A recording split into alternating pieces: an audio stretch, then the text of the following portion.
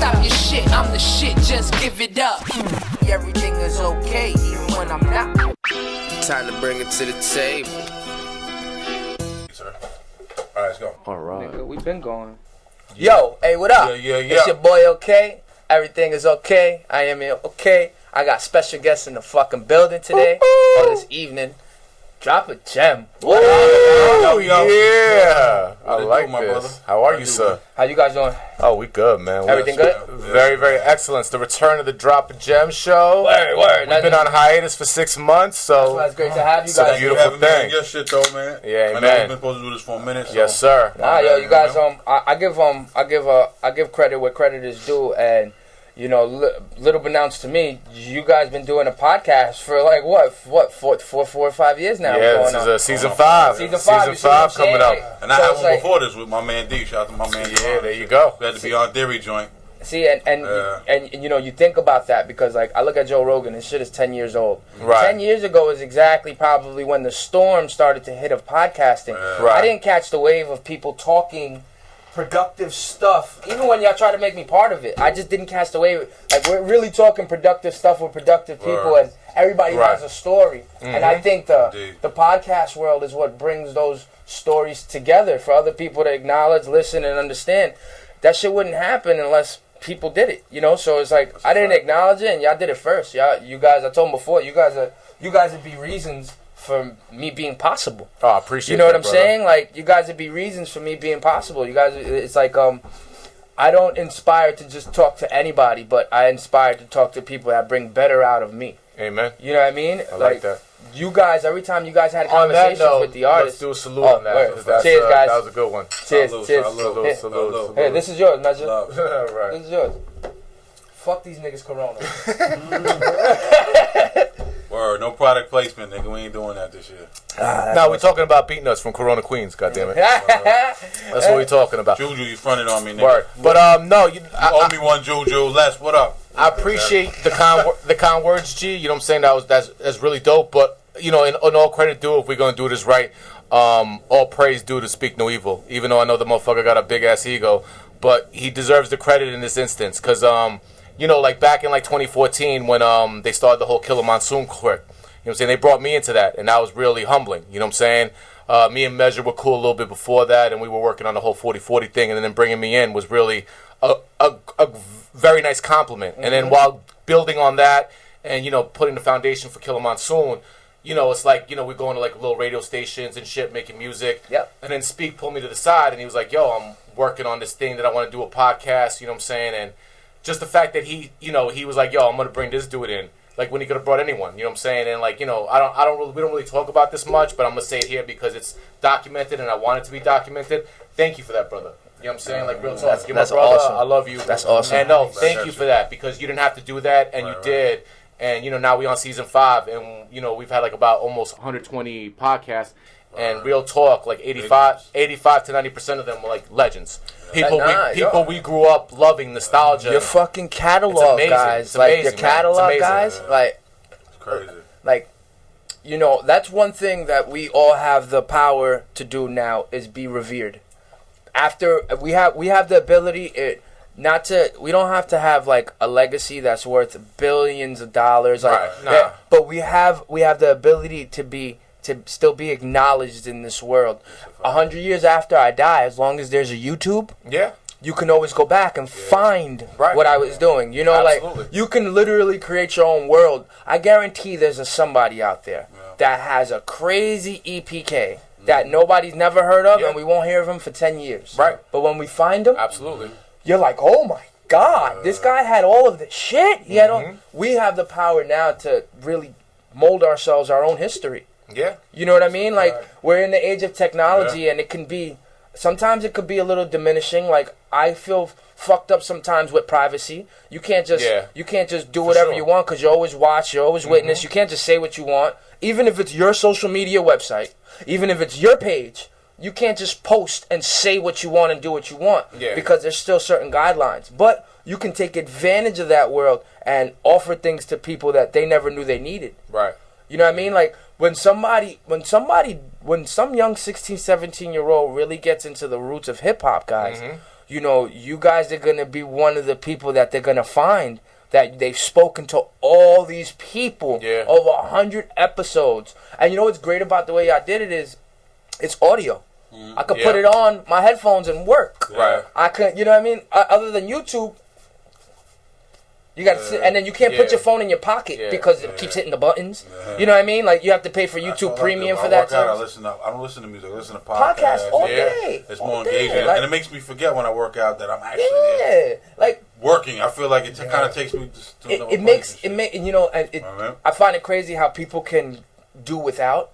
Like, yo, you see these media stars, these kids that got millions of views on TikTok, and you see how I find it crazy when they can do without. But imagine if they did have a pod. You know what I mean? Like, a lot of people, like influencers, we're only influencers because we've been through shit and willing to talk about it. I think those people that get their like name too fast, they ain't got shit to talk about. They wouldn't, you know, like people still attract to them, but there'd be no history to be left there. You know, it's funny that you mentioned history because when Speak brought up the idea of doing a podcast, you know what I'm saying? I said to him, I was like, yo, I'm down to do it, but like, let's do something that has like a niche or something that's a little different than what's going on. And then we were talking about it, and then the idea of the retrospective interview came out. Like, you know, let's document the history of these artists that we love, the making of these amazing albums, you know, their careers, and let's go through the history and like take a trip down memory lane, so to speak, and just, you know what I'm saying, and just like, you know, have that experience for other people our age and younger so they could learn from that. How did you go about, like, you know, because regular people nowadays are hard enough to talk to. So, you know, you went ahead and you got a catalog with a whole bunch of underground street artists, you know, like niggas from the hood, I wouldn't imagine that they would just enigmatically want to just come and talk and tell their story. What did you email them? Did you call them? Did you know them personally, a lot of them? Like, because I know you grew up in the era, and I've never... I'll let... you know what's crazy? And not to cut you off. I want you to talk, actually, because it started with you. You knew a couple of heads, and from there it grew. So I want you to tell that part. You know what I'm saying? Me and Al used to, like, before we do an interview, you know, because one thing about the podcast, what we do, and I'm not knocking anyone else, is we're doing... When we were doing our thing, we weren't just jumping on a mic and going. Right. It took about a week's worth of prep work. Okay. We researching artists. We're going like super in depth. We're unpacking everything. We're peeling back all the layers on everybody. And like he mentioned, the niche audience that we have, right? They know their shit. They're an educated fucking audience.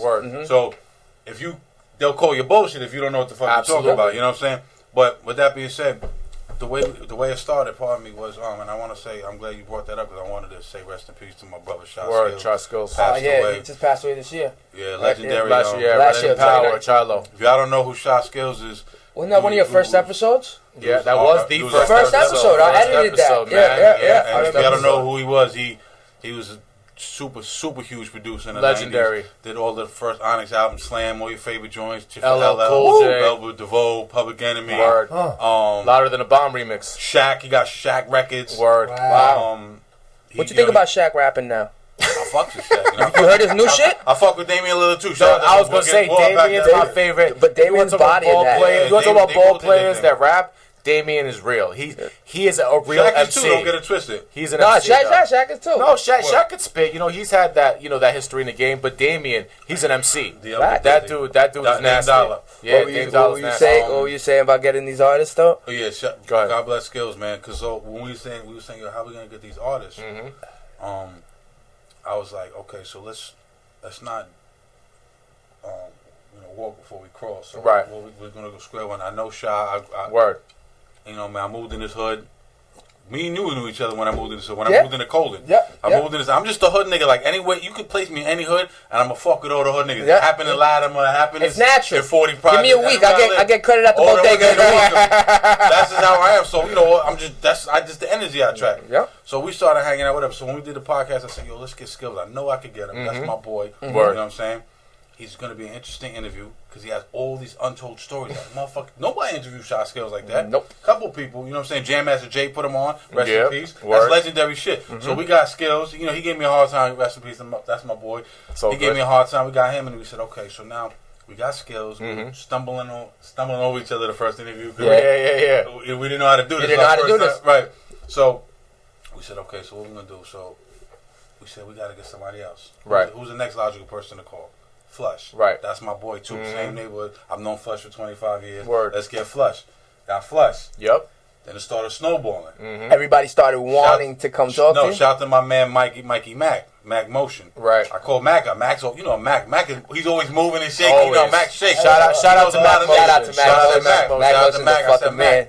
I said, Mac, okay, we got Flush, we got skills, but we need some more people. Yeah. He goes, yo, I fuck with a couple of niggas. He gave me a couple of names. So what about Prince Poe from Organized Confusion? Prince Poe, I remember that interview. He put me on the phone with Prince Poe. Poe was like, listen, I'll do Crazy. it. He's like, y'all niggas ain't really live like that. Y'all, but you know what? He kept it real. He kept it a buck. But I'll do it. But if y'all niggas are serious, I'll do it. But he started testing my Organized Confusion knowledge. He started asking me questions right then and there. It was like a pre-prep. Little Fame kind of did the same thing when he did Fame and shit. But yeah, so he did that. But long story short, but that's how you got the permission to be in their space. Okay, now I'm going to this guy and say, look, we just did Poe, Flush and Shot. Right. Oh, did you really? Tragedy comes next. We knew Trad. Okay, so now every time guests are getting bigger.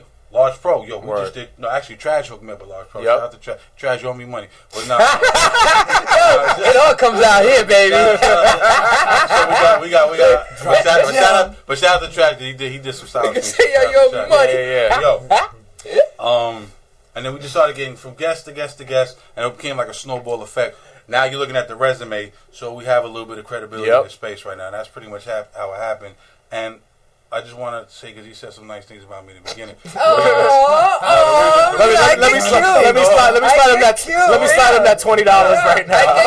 I get cute. Me and this man, we both alpha males, and we get into our shit. We're gonna keep that behind closed doors. Yeah, we family, bro. Everybody gets into this shit. Everybody gets into it. But the way. Fucking work wives over here. Yeah, exactly. But listen. What made me? Because I didn't know him from Adam. I think the first time we talked a little bit on Facebook through, you not getting. Yeah. I met him up at NUTs and we're doing an interview at NUTs and shit. Yeah, shout out to NUT. I didn't know he was no idea his original his profession and everything. I didn't know none of that.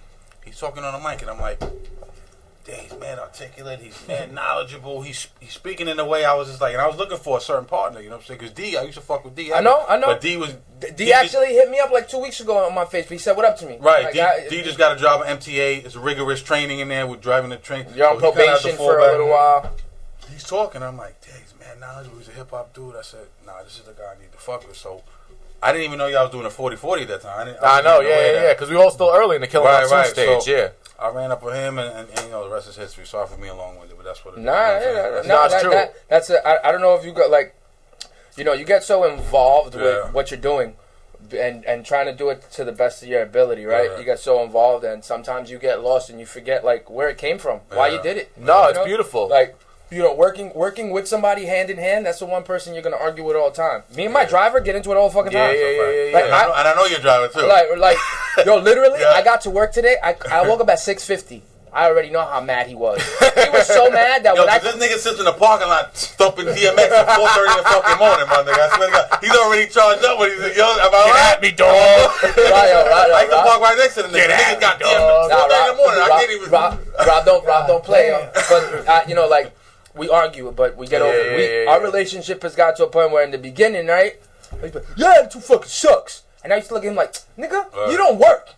And so we used to go at it, and then it came to a point where we made it a joke. My attitude. You have to, yo. I don't talk for the first 2 hours in the morning. That's a fact. Yeah. I don't talk. I don't know how to. No, right. You're not a morning person. I'm stupid. I don't talk to me. I don't have an attitude. Just don't talk. I'm here to do one thing and one thing only: deliver soda. Right. You know what I mean? We don't have to talk. Right. And then with him, he gets quickly agitated. Like he be, damn, Gil.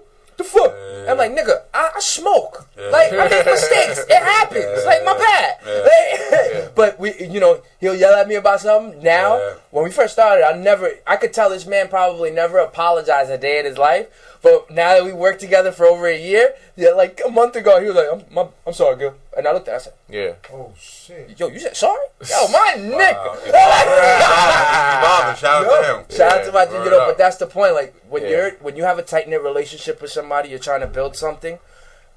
that's the person you're supposed to argue with. Yeah. That's the person that you can feel most comfortable with to bring your drama, your conversation, because it pertains to this. Right. It's not like I'm arguing with you about my wife. It's not like I'm arguing with you about my mans. It's not like I'm arguing with you about work. Right. We're arguing because it pertains to this. The only reason I care if you're in a good mental space is because that's the only way this works better. But yeah, I agree with you on that respect, but I also feel like because we've been doing this for like 6 years now, I feel like it's deeper than that, because like, just for an example, like, you know, me and him walked to the store before we did this interview, you know what I'm saying? Yeah, y'all and walked, y'all it's crazy. fucking brick, it's like 15 degrees outside. But the heat between y'all kept y'all warm. But you know, Pause. wow. Pause. We're not doing this. Shout out to my wife Erica, and I'm gonna leave it at that. But no, the reason why I brought that up is because, like, yo, we walk into the store and there was no discussion about the show. There was no discussion about what we're gonna talk about here. All we talked about was family, work. You know what I'm saying? And that's. Have you guys? Wait. Have you guys not chilled before this? When's the last time you guys hang out before this? No, we hung out a couple of months ago when we hung out with Percy P. Yeah. You know what I'm saying? You guys like a shot? No, I'm good right now, brother. I'm good right now. Yeah. But my whole Percy P and get well soon, your whole family. My whole point in bringing that up is that, like, you know, for me, like, you know, I'm 44. Like, for me to have any relationship with individuals now, my circle's very small. You know what I'm saying? I'm married. I got my because your time is very limited. Kids. Exactly. So it has to be worth it. It can't be drama. So the people I build with, it has to be some sort of commonality in life, and then also in whatever endeavor we're partaking on, like music. Sense. Exactly. It has you know to what I'm make saying? sense. Why you're in my life. But the beautiful thing about Speak is, like, the reason why we can butt heads and still come back together is because we are pretty much the same type of fucking person. Oh, really? You know what I'm saying? Yeah, I believe we are. So, like, you know, whatever he's thinking, I can get deeper into why he's thinking that, and he can do the same thing with me. And that's why even if we do butt heads and we don't talk for a little while, or we'll have creative differences, we can still come back to the same space. Because one, we're family, and there's love there, and I love this brother, you know what I'm saying? But also two, from the very first episode we did, as choppy as it was, you could fucking tell there was a How fucking... was it choppy? How's it choppy? Just interrupting and shit like that. But there was a fucking chemistry. By the time we got to the third... by the time we got to Tragedy, and I remember this vividly because once we got to Prince Poe is amazing. A shout out to him. I'm wearing my Organized Confusion hoodie. Like, that's one of my favorite quotes ever. Himself, though. Right. I love that nigga. Right. Dude, we asked question one. One question he was on for like 10 minutes. And it's great radio, though. Amazing. He's phenomenal. But he knows how to work. We don't have to pull teeth. Yeah. Some of the artists got to pull teeth. Right. And Poe do his thing. But 45 minutes in, we were only on 3 questions. You know what I'm saying? So by the time we got to Tragedy, what made it amazing, he was only on the phone with us for 45 minutes. But what made it a blessing was we did such an amazing back and forth on his history. He was like, yo, who the fuck are you talking to? Because I want to write a book about this shit, and you got me spilling all my secrets right now. Once we got to that moment, we started getting props. Every artist. It was like, yo, this is special. We're doing something special here, and we got to keep fucking doing this. Doing your homework paid off. Yeah, every artist would start tweeting out, yo, shout out to Drop A Gem. This is the best interview I've ever done. The most Cuban Link did that. Chris Rivers. Reef, yep. Master Ace was like, yo, we were really great. Yeah. Maybe we weren't the most. We weren't. Yo, sound like DMX. What, yo, Spit Gems. He's going through the names. Yo, Spit Gems on his Facebook page. He said this was arguably the best interview he ever did. You know what I'm saying? So it's like there've been a lot of. He DM'd me when we did boxing legend James Toney. He DM'd me. Shout out to Spit Gems too. Crazy artist. Yeah, amazing. Excuse me. He interviewed. He DM'd me. Yo, you guys are killing it. And that's when we was in our pocket. Like, we were just now. It was like, okay, so people are listening to our interviews and going, okay, these niggas know their shit. Right. We're not giving you no fluff. Like, we was like, fuck the fluff. We don't need the fluff. Yeah. We may not be the most popular, but there was a certain time where we started becoming like, oh, who are these niggas? And then the industry started getting threatened. Well, you know what I'm saying? Because there were people following me on Instagram. You just and read my giving mind. me props behind the scenes. A lot of people out there, but wouldn't do the show, wouldn't mention the show, wouldn't shout out the show. Yo, these are people you know very well right now. I don't say no names. But do you? Know no. He read my mind because I'm gonna say something on your show just because it's your show. Yeah. So I don't care if it's controversial, but I'm gonna keep it real for you because I love you, G. Yo, just to build on what he's saying, I give a lot of props to Nori and EFN with Drink Champs and all that. Yeah. And I'm not a conspiracy theorist. I'm gonna say some crazy shit, even though I'm not a conspiracy theorist. But fuck it, Drink Champs was a certain show when it started. they started about like 6 to 8 months before we did. It was a certain show when it started. Once Drop a Gem came in, and we know for a fact, because we know peoples behind the scene that are peoples with Nori, he's aware of us. Not to say no talk shit. Let's shut it on TV. Yo, shout out to Nori. Yeah, shout out to Nori and all that. Yeah, shout out to Nori. But Nori's a legend. EFN's a legend. Their show's legendary. I'm not taking nothing from them. But you notice a transition once we came on the scene. You notice a transition in their show from just talking and getting drunk and being cool to interviewing people to like actually interviewing about history and certain events and discography. Yeah, man. You notice, you notice that happening, and we'll never get the credit for it. I'm gonna explain. We'll never get the credit for it, and I'm cool with it. I'm gonna explain something to you guys. We peeped that. We peeped something to you guys. And real quick, and everyone and a mother now. Use the slang, drop a gem. Yo, gem, yeah, this, gem, that. Absolutely. Nobody was saying that shit before we got this. Absolutely. Shout out to Prodigy in that book. I'm not going. Everyone says gem now, and that's not rest in power. You know what they say? You know what they say about imitation? Yep. It's the best form of flattery. Absolutely. You know what? If I'm doing something and you decide that because you notice me doing something, your whole game got to change. Yeah. I did my job. Right. I did my job. Right. And you know what? It don't take anybody in the universe to know the truth. You know it in your heart, and I know it in my heart. Right. That you changed up due to the fact of what I was doing. Indeed. And that's all you know what I mean? That's all that's needed there. Yo, but... Let me give Quest some props. What? Yeah. Let me give Quest some props. I'm going to tell you what. Edwin! I'm driving home from work one day, and I'm on the phone. Yeah, we changed. Yeah, he changed. Right, because what were we going to call it? The Fourth and Long Show. The Fourth and Long Show. Yeah. He was like, yo, he said, I was like, yo, the Fourth and Long shit's cool. He was like, yo, y'all niggas be dropping gems on there, yo. Yeah. You should call this shit Drop a Gem. I said, nigga, that was all Quest. That was all Quest. So I hung up the phone. I said, yo, Elio, I just came up with a great idea. I didn't even get this nigga no problem. He did. Quest told me after we went at a studio session for the Kill Matsuda or some other shit Quest was doing, and Quest was like, yo, son, I told him to say that. You know what I'm saying? I told him. So you know, one day Quest is gonna look at all this shit, and we're wind up gonna get sued because Quest gave me the name out of character. I took the name out of character from Quest. But I gave him a lot of shit too. He was gonna name himself. He was gonna rename himself out of character. He was gonna think of a name, and we was talking shit, and he's like, "What if I out of character?" I swear, I went home, and the next morning I was out of character. I tried DMZ. He's like, I'm a persona now. I'm just gonna wall out. I even spelt it my own way. He said, "Fuck him." But that's because we all a unit. Like G, you know, the family. I've known G forever. We bounce ideas off each other. Yeah, that's what it is. That's what it is. Me and him been doing this for years. You know. You guys are in the park. That's what we do. Look, bounce off of what we just said of people noticing, people noticing what you do and then imitating it. You see the differences when we do it. Look what we just did. We just gave so many props to one another because we all influence one another. Thank you, bro. Give your flowers while you're still here, bro. Absolutely, you know, man. You gotta appreciate the things that got you here. God knows this path is awkwardly weird for me, especially over the past 3 years. All of us. You know what I mean? Like, I wake up in the morning and my eye's twitching because it's still trying to catch up. This eye's still trying to catch up with what this eye is seeing. You know? And I accept those. I accept everything with a huge appreciation because there isn't no tobacco I can't get out of now. Right. I don't ever feel caged. Good. You know, at a certain point. You've always been like that, though. What? You remember the first time me and you met? Where? I smoke a lot of weed. Yeah, I know. Oh, speaking of, I'm gonna tell you. You got a lighter? Yes, sir, I do. The first time I met you. Want to open that window a little bit more? Yeah. I met you and Christian. I got that fan on too. Yeah, I got you, bro. You heard? Nah, I respect though. All love. No, he's done story. Go ahead. I don't want to look at you right now. Look at you right now. Yo, he looked at me. I'm doing the L. Look at my lip. I love you. This is my man, yo. Everyone know. Anytime like we got something to do, call what I do. Call laugh. Yeah, all the time. always. You know that. Always. Yo, no, real talk. If we're talking about within the realm of the Drop a Gem show, you can't talk about the Drop a Gem show.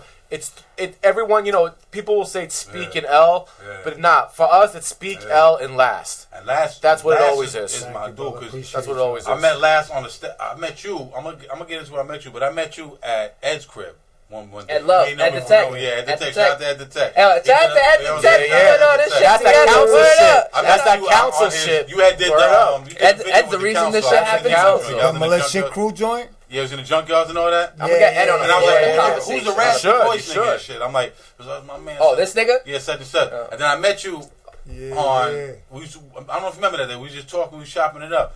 And I was like, oh, so he's a hip hop. I could tell right away he was a hip. Because, you know, I'm always like, yo, that's the time when these tight pants niggas was coming in. So I'm like, I'm trying to align myself with as much real hip hop niggas as possible. So I'm talking to you and shit. But I was always like, yo, bring Last and shit. And you've been on 12-hour video shoots with us. All the video shoots Last day, you know what I'm saying? All the interview, all the live shits with Big Daddy. But yeah, Last is like, he's dropping a gem for real. Yeah, There's only 3 people without that can question. say that. No doubt. As far as you though, I want to bring this up because I met you You can speak. and Kristen at your junior high school prom, I think it was. Wow. Everyone was going to the prom. Y'all went to I the think it prom. said my junior high school prom. He went to middle school. Remember, Edwin had the fucking yellow fucking. Hey, looking like Tony Montana. Yeah. That's when we first met. That's when He looked like a fucking banana. Yeah, you were like 12. He looked like a banana and a maduro. All at the same time. Wow. He looked He smooth. said though. Maduro. He had all the bitches in that. So what's that, 6th grade?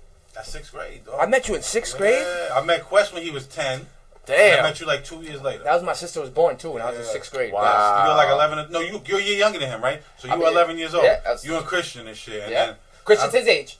right. So Christian's his age. and see your evolution, man, is. But because you always been a free spirit though. Like you've always you just have this. I just rebellious yeah, yeah, You know, absolutely. I was having this conversation with her. I was having this conversation, and what it is that I've always had rules. Like fuck the cops. You know, I mean, your stepfather can be a worse cop to you. Your parents can be a worse. I was brought up with a lot of respect. You know, I had a Chinese household. Like I was brought up to really respect your elders, and and unfortunately, my parents weren't like the best hands-on. They worked over 40 hours a week. I had to raise my sister. You know, so I remember that. Those bearings, I never had a life. I could never go outside. I could never do anything. I was always and you really did raise your cooking. sister. You're not just Yo, saying my nigga, that. I was cooking. Yeah. That's I was some cleaning. Ghostface shit. I've been changing that's some Pampers. Ghostface I've been shit cooking, right there. cleaning, changing Pampers, raising her. Like God the bless reason you, bro. she picked So, up music and picked up everything was because she saw for that. she's I I salute you salute for y'all that. because the only reason I did music was because of this nigga's fucking basement. So the That's only beautiful. reason she ever did music was because of this nigga influencing me. Speak no evil. It's a fucking beautiful slope though. You know, like It's how it works. Each one teach one. Each one teach one. When I recognized that I wasn't gonna get my way with my stepfather, you know, I wasn't gonna get my way with him. I wasn't whatever type of man he was is the man he's gonna be. Listen, even if you guys are fathers, ain't no father or God. We're men. We're only human beings. Absolutely. I used to hold a lot of grudges on this man because I would consider him a god because I never had one. My father was part-time. He was strict. I remember you telling me. So that's why I say between two half of men. I got E and J there too. I say between two half of men, it makes me the one motherfucker. Right. You know what I mean? Like I'm not gonna be bounded by anybody telling me no, but me. But along the way, that has caused me to make some really irreversible and fucked up actions to people close to me.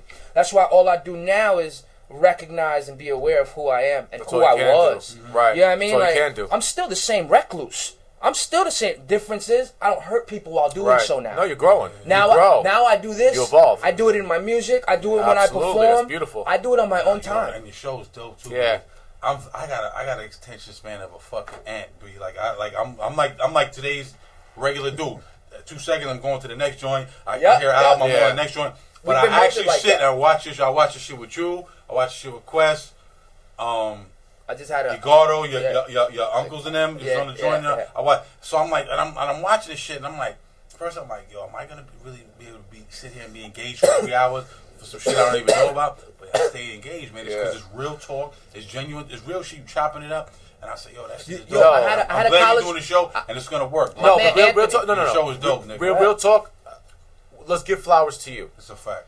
Because you're doing a great thing with this show. Yeah. You know what I'm saying? You're giving flowers to a lot of people. Yeah. Even before that, when I first met you and built with you, you're a dope artist. You know what I'm saying? Thank you. You're a dope fucking MC. Thank you you. make dope fucking music. Every time you've ever played something for me, it was always something I enjoyed and wanted to hear more.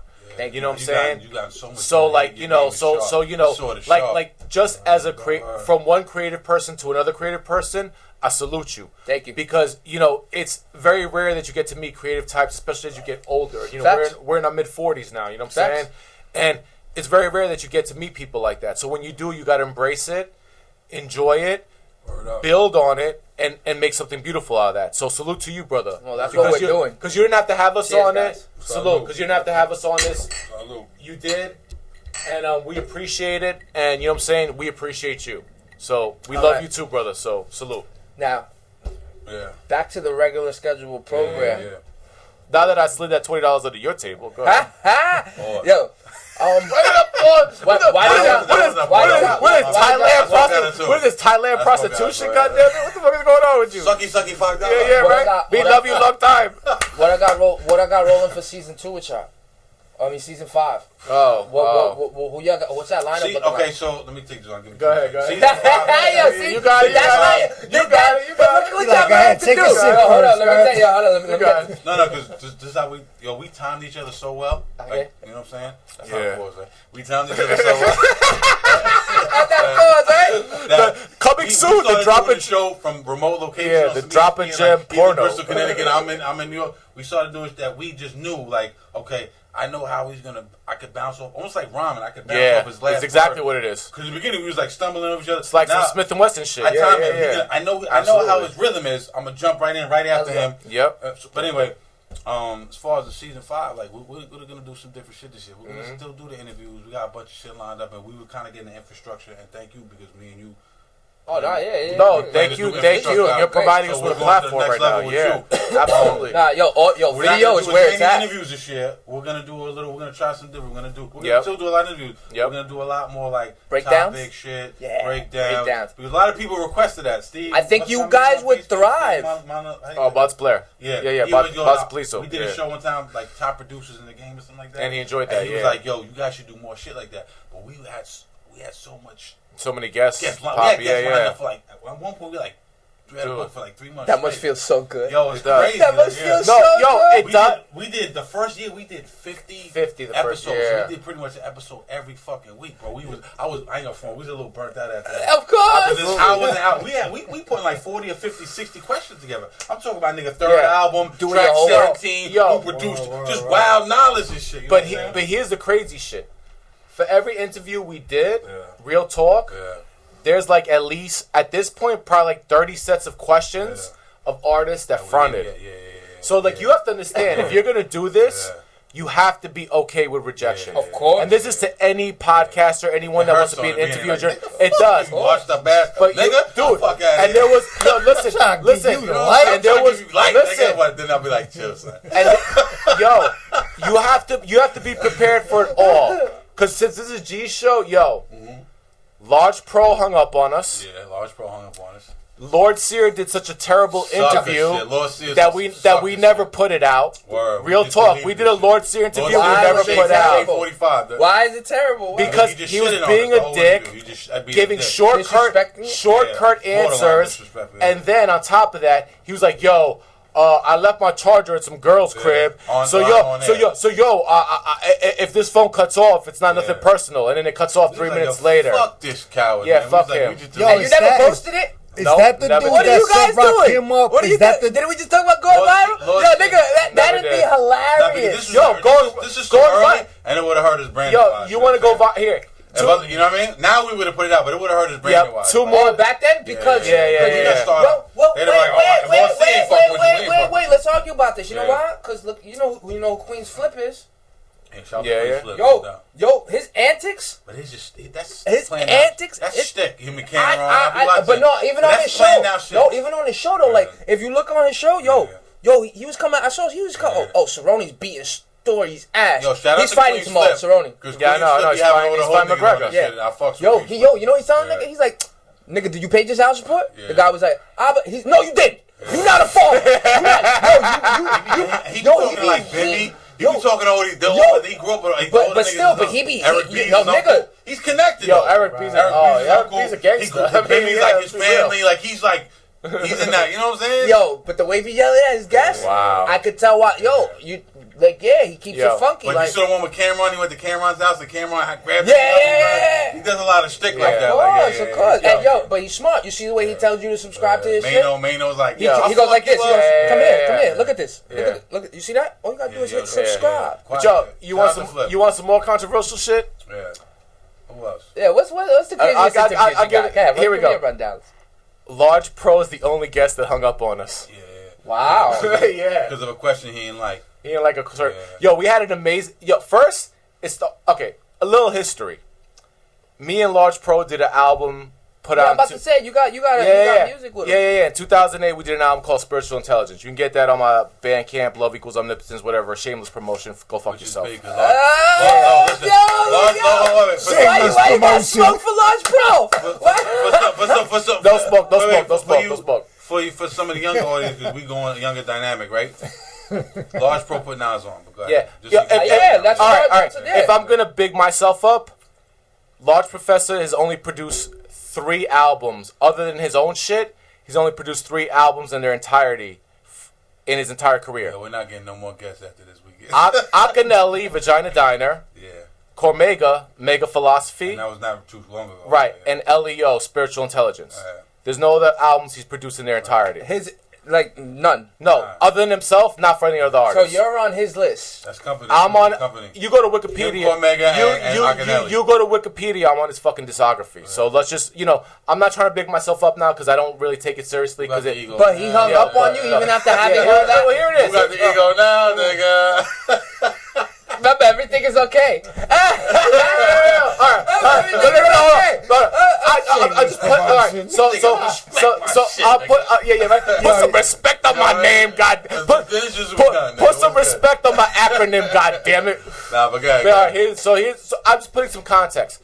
So we recorded this album, whatever. We had a little whatever, little tiff, whatever about it. We're still cool. We see each other. We peace, whatever. So Speak gets the interview through Mac Motion with Large, right? Through Trash, right. Yeah. So he gets the interview with Large, right? Mm-hmm. So we start the interview, right? I ain't spoke to Large in a little while, but there's never been no beef.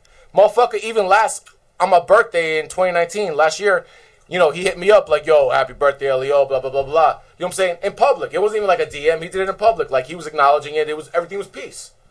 So he does the interview, and, we started off. We always do a little intro. And then Speaks like, yo, yeah, you know my man, you work with him, LEO, right? Uh-huh. And then there's like a 2-second pause. Did he look at you? No, it's on the phone. Oh, so there's like 2-second pause, and he's like, aight, yeah, check it. So it was like, right off the bat, was funny. Yeah, right off the bat, I was like, but he does. He knew. He knew, right? He knew him at I want to say, I think Cuban Lincoln was performing that night. Remember that night? Okay, yeah. Was you there that night? Yeah. We got Flicks on that night. I ran into him that night, and I told him, yo, do the shot. I know, yeah. But I felt like the nigga energy was funny and shit. But why? Okay. Is he mad he produced your album? No, I have no idea. Like, that's all right. Through the demos in your hallways. No, I'm not. No. We're not gonna get into that. Deeper. No. We're not gonna get into that because I don't want to listen. Listen. Look, nigga, you know who we are. No. But let's be. No, it's not that. No. But let's be. We're older. No, we're older. Let's be righteous.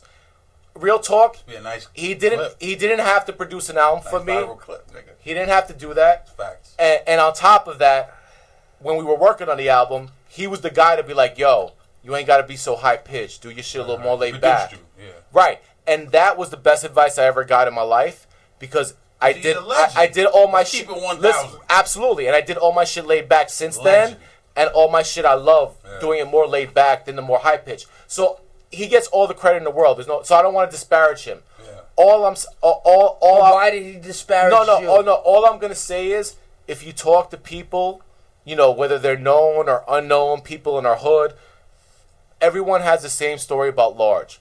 Large is one way one day, and the other day he could do a complete 180. Yeah. And I don't know if it's psychological. I don't know if it's a medical condition. I don't know if it's just his nature. I don't know him as well as right. Who the fuck knows why it's like that? I mean, we can see it. But you kind of people that are geniuses all got issues. Exactly. Yeah. It could be that because he's a fucking genius. In his teens, he did Breaking Atoms, produced half of Rakim's fucking Let the Rhythm Hit Him album, and the fucking Cool G Raps Wanted Their Alive album. Yeah. And he did a lot of shit that Marley was doing. Yeah. The Low was really behind on Trag's album. Yeah. So who the fuck does that in their fucking teens? Yeah. So there's no discredit to him. Yeah. He is a special individual. Yeah. He deserves all the legacy and status he has in hip hop. But if you know him, he's one way one day. Yeah. He could be the complete opposite another day. That's a fact. And that's just what it is. When I was young, coming up, he's my idol, and we're working together, I couldn't deal with that. It's crazy. I didn't understand that. Like, you know what I'm saying? I took offense to that. Of course. I was almost not going to put out the fucking album. Like, I went to my man, shout out to Espionage, you know, another College Point, you know, real talk, another College Point hip-hop legend. Because a lot of these local cats we're talking about, they're all legends to us. And Espionage is from my group Unleashed by Science when I first started off. He's one of my biggest influences. And you want some real shit? This man has 2 bars tatted on his arm from me from an unreleased song I did that I never put out. That's deep. How many MCs on planet Earth can say who are unknown? Because I'm fucking unknown. Let's be real about this shit. I ain't fucking viral or anything like that. No. How many motherfuckers on planet Earth can say they got their lyrics are tatted on someone's arm? That's the highest honor I could ever. That's like being fucking knighted by the Queen. Like, that's that deep. You know what I'm saying? That is deep. So shout out to my brother Espionage. I love that guy. So I felt slighted by that. You know what I'm saying? And I wasn't gonna finish the album. I was gonna be. There's so many dudes that probably got Large Professor joints. They recorded in the studio demos, and he didn't follow through, and they never did nothing with them. I didn't want to be that motherfucker. So I called my man Espionage. I'm like, yo, I'm gonna record the rest of these joints at your crib. We record some joints, and I put it out for free. Yo, 2 days after I put out the album for free, a motherfucker called me, like, yo, L, take the album off. You know what I'm saying? Like, yo, take it off MySpace. Take it off all this shit. Yo, we're going to shop this shit. We're going to shop it around. I was like, all right, cool, Paul. No doubt, no doubt. I didn't take it off. Because he already showed me how he was from before that. You know what I'm saying? So, like, why would I entertain him if I already had a bad vibe off of him? You know what I'm saying? I get that. So, you know, so the whole... I'm being long-winded, and I apologize for that. The whole point of that... You haven't been in front of a microphone nor a camera in a very long time. Because I do all the interviewing, you know what I'm saying? But the interviewers... Right. But the whole point of this saying that there was a history between us. So when he did that, it was like, like, what are you feeling like today? Like, what are you on today? So we did the interview. The interview was amazing. Like, whatever hour we got was fucking phenomenal, because then he warmed up. We got more in an hour than anyone's gotten out of his life. Yeah, right. And then I asked the fucking question... Did you know better? No, I thought I was being cool about it. Here's the hip hop history. If anyone that knows anything about hip hop, everyone knows "They Reminisce Over You" by Pete Rock and CeeLo Smooth. Arguably one of the greatest individual singles in hip hop of all time. Tom Scott sample. Yeah, right. It's a sample from Tom Scott. Anyone who knows the lore and history of hip hop, the rumor is Large Pro gave the sample to Pete Rock. Okay. So I asked him about that, and I said to him, like, in a jokingly fashion, because we were really cool and everything was natural. I said, yo, Paul. I said, no, bro. No, that wasn't it. Yeah, I said, yo, why didn't you keep it for yourself? No, listen. It was the part where you asked them, yo, how come you didn't use this part? It wasn't a Tom Scott record. It was the Lots of Love and Remix record. Was it? Yeah, remember? Because he was the Nelly. And P Rock and them used it for Lots of Loving Remix. You don't remember that shit? Okay. And we asked them. Yeah, I used it for I Love Her. I love her. Yeah. About that, and that's when he got a little soft. Is that what it was? Yeah, but what it was about it, he was like, yo, but how come you ain't used the part with the horns? And then he was like, yo, boy, I've been used that. You're right. Yeah, you're right. You're right. Yeah. Yeah, he got real defensive about that. I think it was like a build up too. Like we were just hitting him like, yo, why did this nigga? So I said to him, yo, he was getting hot. Like you said, you've been there for an hour already. Right. No, so I said, yo, why didn't you use that horn before that? So yeah, he was. Something turned him. So I said, why did you use that horn part? Yeah, it's on Spotify everywhere, yo. You can check you hear the hang up? Yeah, all of it. We didn't lie about it. You know what I'm saying? We kept it honest. That's the one thing I love. We laughing about it. I know. We were dying laughing about that shit. Not yo, we said, we were like, yo, did he really just hang up on us? Yeah, we're like that. But yo, no. So I asked him about that. Yo, like, why did you use that same horn part from Troy? Why did you use that for yourself? He was like, yo, man, I did use that shit. And then it was like a dead silence. I think we asked 2 more questions. It was a wrap. And then he hung up. He hung up. Shout out to Large. Listen, let me just tell you, shout out to Large. Absolutely, no question. Fuck with you heavy. This is not to disrespect, nor to... I'm good. You know, like... I'm good. say anything negative. Nah, not at all. We're just telling the honest story. This is the honest story. This is the honest story. You know why not? Dropping gem is dropping gems. That's what this is. Cut this up and get a lot of fly shit. Like, and you know, I think it's only right. You know, you like. I asked you what's coming for the new season. Like it's only right you get some skeletons out the closet. Yeah, new season. You know what I mean? You're coming into a new season. Like, we're gonna evolve a little bit. How do you guys feel about music right now? I mean, you know what it is? Like keep it above. I think we differ on this, but we're the same. You know what it is? What do you guys listen to? Like, I think. Well, one, Zelda. You should listen to. One, you should listen to everything. You know what I'm saying? Like whether it's rock. Rock Moss is dope. I fucks with it. Listen, hip hop, R&B, rock. You know what I'm saying? Folk. Like, Dude, you should really listen. Hip hop is the amalgamation of all musical cultures. Yeah. We made everything. Right. We made everything. So people don't get that. There's hip hop in absolutely everything. From hip hop, I loved Led Zeppelin. You know what I'm saying? I love Stevie Wonder. You know what I'm saying? I really got to appreciate Michael and everything he did. Like, so Prince. You don't listen to no new shit. That's what he's trying to say. No. I listen to a lot of new shit. What do you do when you hit a baby? I fucks with the babies. Look at him. I do. I fuck with the baby. The baby. No. Not really. I'm gonna tell you why I fucks with the baby. You don't fuck with little baby? You don't fuck with little baby? Not that I don't fuck with him, but I'm telling you why I fucks with the baby. Beyond that nigga music, I respect a nigga's gangster. Nah, he's OG, triple OG, G. He Yeah. laying niggas out. His security beats up a lot of people. And he's in a little bit of trouble right now, but whatever. But He's some in niggas jail, I talk that think. talk, yeah. Nah, he got out. And From then that North he had Carolina the same shit, that North Carolina shit, he got out. in another state. But he word? extradited. Yeah. No, but yo, the reason I said not to glorify the violence, but some niggas talk that real slick fly shit. Right. And when you run down on them niggas, ain't that nigga. Right. I respect him because whatever he's saying, he holding He's it. real. He holding the shit. He's down. holding this shit You gotta down. respect that. That's but hip hop. I will say That's real hip hop right there. In a way, he's stupid because you're putting yourself in a position. You're in a position now where you can feed your family. Yeah, feed other millions of dollars you can turn make this right now. Generational wealth. Yeah, absolutely. You fucking that money up, and that's no disrespect, you dog, if you listening, but. Yo, don't fuck the bag up, nigga. No, absolutely. I mean, but is it? No, he's in a great position Let me right ask you now. something. Let me ask you something, guys. Shout out to the baby. What got you to the dance? You know, in a certain extent, you have to recognize what got you to the dance. You know, there's a reason why a Drake can survive as a Drake. It's because he keeps creating what brings him to the dance. Yo, you gotta understand. props to him. No, but he also switches up a lot. But he my caters to thing the is sound. that Yeah, he's smart. he can't He's always very smart. do. My thing is that not everybody can do that. Yo, you can't take somebody that got famous for being an asshole and now make him a priest. You know, people are not gonna like him. You know what you get put on for? You almost don't stroke. No, you can't stray too far from that bag. No, but it's true. No, you know what, baby? Yo, you know what the baby's doing? He's not doing anything that he can really get jail time for. That's what you gotta think about. He hasn't killed nobody, right? You're right. He hasn't. No rape, nothing like that. No rape, no women things. Yeah, you're right. Yo, I guarantee on the side. But no, that money does go to a lot of charities. Give me a second. Does go to a lot of charities. Does goes to I bet on the side he does do a lot of righteous.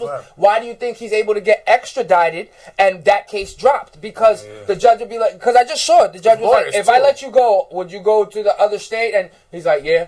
And he was like, I got $250,000 in my hotel room right now. I'm saying this right now on camera so you know, so my lawyer can go get it. Right. You feel me? Like he's saying, I will pay my way to get out of here. She's saying, nope, you gotta stay here for a couple days. And now you just saying he got free. So that was a couple days ago. So he's probably free. Right. But he got extradited. My point is that he can't be that bad of a person, really, compared to what we see on camera. Compared to, I think he's just defending himself. I don't think he's a bad person at all. Big difference between him and Tekashi. You see Tekashi 6ix9ine running around telling everybody, "Suck my dick." Nah, but that's why I say Tekashi. That's why he tells everybody, "Suck my dick." You see what he was doing? Yeah. The baby don't gotta do that. But the baby don't gotta do that though. There's a difference between keeping it gangster and now nobody does no more. You know now he was playing only gangsters keep it gangster now. No, they extorted him. They extorted him, and they're idiots because I think he was a plan. You think it's what's on paper? You think it's a no, but you know what? I don't want to. He was too over the top. If you think about it, he's gold niggas. He's in LA like the whole check-in shit. Remember that whole check-in shit? He's like, fuck you, I ain't gotta check it. I'm in LA, nigga. I ain't checking it. I'm in fucking Houston. I ain't checking. I'm not checking it. Yeah, he was. But why? You know why he did that? Why don't I touch him? No, you know why he wasn't checking in too? You know why? Because he wasn't a real blood. He didn't understand the meaning No, he of didn't. the Right. respect Right. that gets He involved just with did these that. things. He did that so he You know what I could mean? Like, have a he pop just career. didn't Yeah, understand he the wanted meaning to blow because he up. never really was that. No, he wanted to blow up. Great marketing. Yo, Yeah, that's all it was. That's you all heard it was. You heard how he got That's it all too, it was. right? Yeah. That nigga, But yo. like I saw a trap lord, a nigga just walked up to them with these tats on his face. Said, "I got a single. I need niggas in my video." That's it, They right? Said, they said, "Okay, yeah, Gotti or whatever his first one. yeah, First one, I don't know. yeah. I don't know. Gummo. But yo, no, you know what's funny? I like that we're having this conversation because it doesn't have to always be underground, independent, and shit like that. But real talk, in for anyone listening right now, whether you're old school, whether you're 44, whether you're 20, if you want to make it in today's industry, you have to do absolutely. It's imperative what Drake does, what Eminem does, what Lil Wayne does. You have to keep it contemporary. You can still have your sound, your buzz What do you mean for your. contemporary? Like, What I mean, the sound. Like oh, this is the genius of Drake. First of all, I don't care if you think Drake can write or doesn't write.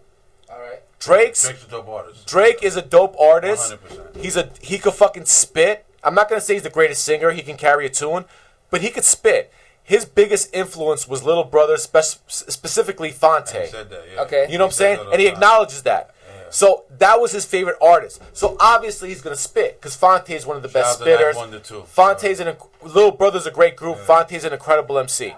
So if that's your bar, you're gonna be a dope fucking MC. His roots are And he is an MC. implanted in MC. Right. Well, Here's molded the last 10 years, 15 years, 10 years. without of music. question, But he at wasn't least 10.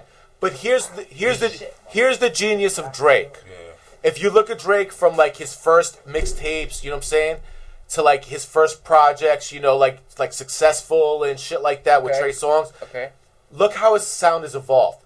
He does what he wants to do, because even in his last double album, Scorpion, he had Sandra's Rose, which was a track produced by DJ Premier. So, and he spit game on that. He killed that shit. So he knows the authenticity and the roots of hip hop. So he'll have that always because that's what he respects. He's smart because he evolves his sound. You think over the years, he went into the reggae sound. Like you know what I'm saying, when the Caribbean influence was very big. Yeah. Then came the not dumb. Then came the trap not sound. dumb. Then came the London grime sound. You understand, which has become very big in the last like 3-5. Still now. Right, 3 to 5 Look years. at Pop Smoke. Exactly. Or like look. I at just found out what London Grime. I just found dude. out that was the name of it. Yeah, like right. I Or didn't know Stormzy, that was the name of Stormzy. it. I thought when London niggas spit, it was just London niggas. No, rapping. there's a whole It's called style. grime. Yeah, That's bro. my man Kemet. Yeah. Exactly. So You do music with these niggas. So you know, Cyrus yeah, put yeah. me on to the grime. Yeah. Shout out to Cyrus. You know what I'm Shout out saying? to That's a Cyrus, good. That's a good brother. So you know, so London grime, Caribbean influence, trap. You know what I'm saying? So the whole Spanish influence. You know what I'm saying? That was coming.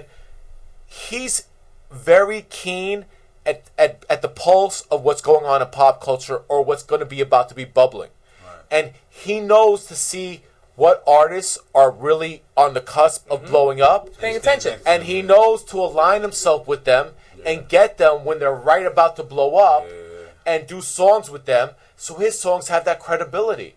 And he's smart enough to adapt to that sound, which is why he's been current for the last 10 to 13 years. He's had I'm sorry, if you have a run like that, same thing with Nicki Minaj. I probably only like five Nicki Minaj songs. Mickey and the Yeah, Naj. Nicki Minaj. Yeah, what are you doing? But the What are you whole doing? point is, What are you doing? one, she could spit. You know what that is, right? That's a computer overload Word. right now. That's a computer. Listen. Yo, that nigga, The he's lick. sucking here, but he's in here. Shout out to Mickey and the Naj. Yes. Yo, that's that Listen. vodka. Word. That's that vodka talking. That's that cheap Barton's talking right now. $4.99 Yo, a what are you pint. drinking? He's Barton's. drinking that. Yo, nigga, That what are you cheap shit. doing? He's I drinking saw that. you pull that out and I went blind It's immediately. the moonshine, Like, the fucking you- vodka. Yeah, I don't even You know know what how that you was. know how Yo. you look on Google Earth, That's you that can't see fucking- certain things. You know when you on Google Earth, you can't see certain things. When he pulled that out, my Google Earth eyes That's came like on. worse I couldn't than see what Georgia. that was. Like my eyes went. Oh, Night train. That's that night train. Word. But yo, That's that G, nitrate. last time I drank this shit, Last time I drank that Nas Illmatic came out. yo, my nigga, no, listen. Last time I 94. drank this shit, I didn't even feel like I was twisted. But when I woke up the next day, What happened? nigga, I was throwing There's a up rule the about me. They whole don't give speak to dark, fucking of course. day, bro. My Don't nigga give- talking about. Don't give Speak Dark liquor. He go crazy. Yeah, I'm surprised I ain't get fired that night, You see me bro. on that dark before. You get crazy? Remember when my man came through? Remember that night? I was wilding that night. Like, yo, why is he trying to fight his man and shit? You remember that shit? Remind me, guy. Remind me. Nah, we was in Quest crib and my man Mike Dove came. You remember my man Mike Dove? I was off that hand rock and I just everyone was around me. I was like, yo, nigga, what? You want to throw hands? Nigga, like, yo, what time? Nigga, like, yo, what time is it? Nigga, what the fuck you say to me, nigga? What you say? To me, nigga? You said hello to me, nigga? Yo, I remember you said hello? Nigga told me, he was like, yo, why is he trying to fight like his best friends and shit? I'm like, yo, shout out to Mike, because Mike would have fucked me up. Mike got hands, nigga. This nigga Speak No Evil, one of the wildest niggas I know in my life. Yo, my nigga, this nigga told Quest to pull over on the highway. This nigga had to fight Quest on the highway. On the other side of the highway. Yo, y'all niggas can't be fucking serious, bro. I'm like, yo, he like, nah, pull over right now, nigga. We gonna scrap. I'm like, yo, y'all niggas is... Nah, that's my little brother though, man. Literally. You can't get these niggas. That's my little brother, man, forever. That's my nigga. We get into shit. Me and this nigga deal with shit differently, man. We just be like, we just won't talk for like 2 weeks. Like nobody say nothing. But that's how you handle it. Niggas know the vibe. Niggas know the vibe. Yeah, and we have the weirdest art. We have like it's like the Cold War, America versus Russia. Like we won't have any words. It'll never be anything. It'll just be a vibe between us when we. And then niggas will just parlay for a minute, and then I see him like nothing ever happened. We just back. Right, but that's what you do as men. That's keeping it funky. You know what it is. But I keep it 100. As I get older, it's harder to keep my tongue on bullshit. Like I was delivering soda the other day, right? And I got my headphones in. I'm on the phone, but I'm walking into a bodega. Now his worker's in front of me. He looks at the cases, acknowledges it. It's not that hard to count 8 cases. Right. 2, 4, 6, 8. Right. And then you got the boss to the right behind the counter, and he goes, "How many?" And I said 8. And he goes, "Let me see." Mm-hmm. So I keep it moving. Nigga, you saw it. I just walked through the door. You saw it. Right. Your worker's in front of me. Yeah. I have to stop and fucking flash you and do a dance. Right. I keep it moving. Yo, money. I said 8 like 4 times. I was like 8. It was a drop 8. Right. Yo, my nigga. He came from behind the counter. What is wrong with you? I told you stop here. And he's turning purple. It's 7:30 in the morning. He's turning fucking purple. Yo, be a fucking wild. You know when I wilded out? I wilded out when he started walking closer to me. He left me by the coffee pot, and he walked towards the fridge where I was. Damn. And I put the hand truck down. I said, yo, are you walking towards me right now?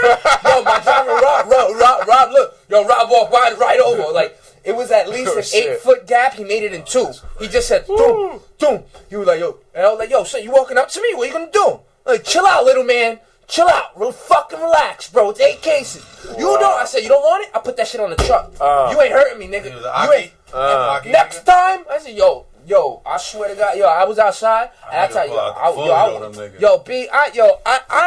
I don't give a. There's a time to be respectful. At the end of the day, because they ain't the Akis replaces Dominicans in the bodega. Like that's true. Dominicans now they in them deep in the hood now. They in the hood, hood niggas always trying to test niggas. Them niggas gotta be like a little bit more aggressive. But it's not even about being aggressive. It's about like I said this before my last pod. A big deal with me is we do live in America, guys, and since we live in America, I think that one thing we should do is all speak English and have respect for each other for the English language. Listen, if I walk into your fucking bodega, bro, I don't want to hear... Like, it's not like y'all was talking shit before I came in. Right. Y'all talking this shit now. And y'all been speaking shit for so long, I know what y'all saying now. When y'all say Adabu, when you say... I know what you're fucking saying now because I've got put on to this shit. Just like when you go to a Spanish fucking bodega and he don't think you Spanish. Right, blanquito. When he don't think you Spanish, right? And they're speaking Spanish. Gringo. Or when you hear 2 Spanish niggas talk shit about you next to you. Always happens. Because it always happens to me with Spanish niggas. Me too. Yo, have respect for the English language. When I call a Chinese restaurant, I want to get an American saying, "Hey, how can I help you?" How can I take your order? Yo, English, nigga, English. And that's why you get my order wrong. That's why we're on the phone 5 minutes too long. Why is there not an English-speaking person in every market when you order phone everywhere, do anything? How are other people going to learn how to want to speak English? They don't respect we live in the United States. You should, with a dialect or not. No, I agree with that. You know, with an accent. Just for business, like you said, you know. Your personal time, you know, obviously you want to speak in your native language, that's cool. But if I call your store, there shouldn't be no fucking, like, no barrier between me and you. And I think it's up to, you know, a lot of people, in my opinion, they get it fucked up where they say, culture's dying. It's a melting pot. You know, it's hard to find somebody that's full breed. You know, you still have families, like, old school, yo, don't bring a different color skinned person home. Don't bring a Spanish person home. Don't bring a black person home. What? You know what I mean? You still got families like that. Absolutely. Or don't bring a white person home. You still got families that do that, and I find it more than you know. It's not. It's not your kid's responsibility to uphold culture. Right. You know what I mean? It's your responsibility to uphold the culture in them and their decision. It's our choice how we choose to grow up and what culture we choose to follow. Yo, if I want to go to college to be a fucking French professor or learn French, right? Then it's my choice. I chose to learn that culture. If I get up and I move to Korea, then it's my choice to get up and move to Korea to learn that culture. I don't need the influence of my parents. Like I find that real fucked up that we're still held back by religion. Language, dude. Like I find that sick, yo. Religion makes me sick. I get having faith. I know why we need faith. You know why we need faith? Because at one point we were Neanderthals and barbarians, and we were raping one another, and cousins were fucking cousins. And look, even in Roman times, the reason they kept the bloodline is because they were fucking each other's kids and keeping each other's kids as the next prince. What they say? Look at my seeds grow with his seeds, marry his seeds. That's how we keep Wu-Tang money. You know what I mean? Like, but they were doing a nasty back then. No, back in the day they were doing a nasty. What I'm saying, they were doing incest. But that's what we need to do. We need to have melting pots. We need to be okay with. It's alright we don't speak the same language. So what? Do you like eating good food? Yeah. I like eating good food. I guarantee if I put food on the table, no matter what culture's in the building, we're all going to feast it together. Absolutely. We don't got to speak the same language. Yeah. Food should have been religion. Yeah. You know what's crazy about you saying that? Religion. Since we're all babies of hip-hop is the reason so many fucking cultures got together. You know what I'm saying? Facts. Like you know, I remember, like, you know, in the early 90s, like late 80s, going to like see Public Enemy in fucking Madison Square Garden, you know what I'm saying? And like, you know, I'm a Latino, but I'm white, you know what I'm saying? And I'd be like one of like 10 white fucking people in Madison Square Garden, you know what I'm saying? It'd be fucking like black and Latino. Going to shows in the early 90s. When I go to the shows. That's what it is, right? They were scared, you know what I'm saying? Like, but now, like, you fast forward to 2019, and the majority of people in the show are fucking white. You know what I'm saying? Oh. And, you know, white, Asian, they buy tickets. Then maybe go to shows. Right, exactly. They like the vibes. Spend the money. Exactly. That's what it is. And they like the vibes more than they like the music. Yo, that's weird. Women buy more music than anything. Right? Always. That's been a fact forever. But the white crowd will be more at shows. The white crowd will be more at shows because they love the vibes. Right. They love how the feeling is in that building. Like, and there's nothing like, not that there's nothing replicated, but I don't think I'll never get used to moshing. I am not going to be happy watching people punch each other in the face in the middle of spinning. I might have done it once or twice at the Rage Against the Machine show, you know what I'm saying? Okay. Lollapalooza, 93, you know what I mean? I don't judge you. It might have happened. I'm just not. Yo, listen. I'm not making that music. If you went to a Cypress Hill concert at Halloween any year, motherfuckers might have been moshing. That's all I'm saying. They can mosh. I'm just saying, I don't make that. I'm not comfortable with, like, that. That's so... That's so Neanderthal. It's so cannibal. It's so primitive. Hey, you know, I talk shit, but look, I love this shit. You know what I mean? We all love violence. This shit no better than... No, but you know what you want to get deep right now? America is embedded in violence. Think about it. Think about the early 1900s. Like the 1900s. No, we're going go back to 1492 when Christopher got here. But no, cowboys and fucking Indians. You know what I'm saying? Little kids in the 1900s, 1940s, 50s grew up on cowboys and Indians, black and white movies. White men cowboys killing people of color Indians. You know what I'm saying? That was the fucking norm.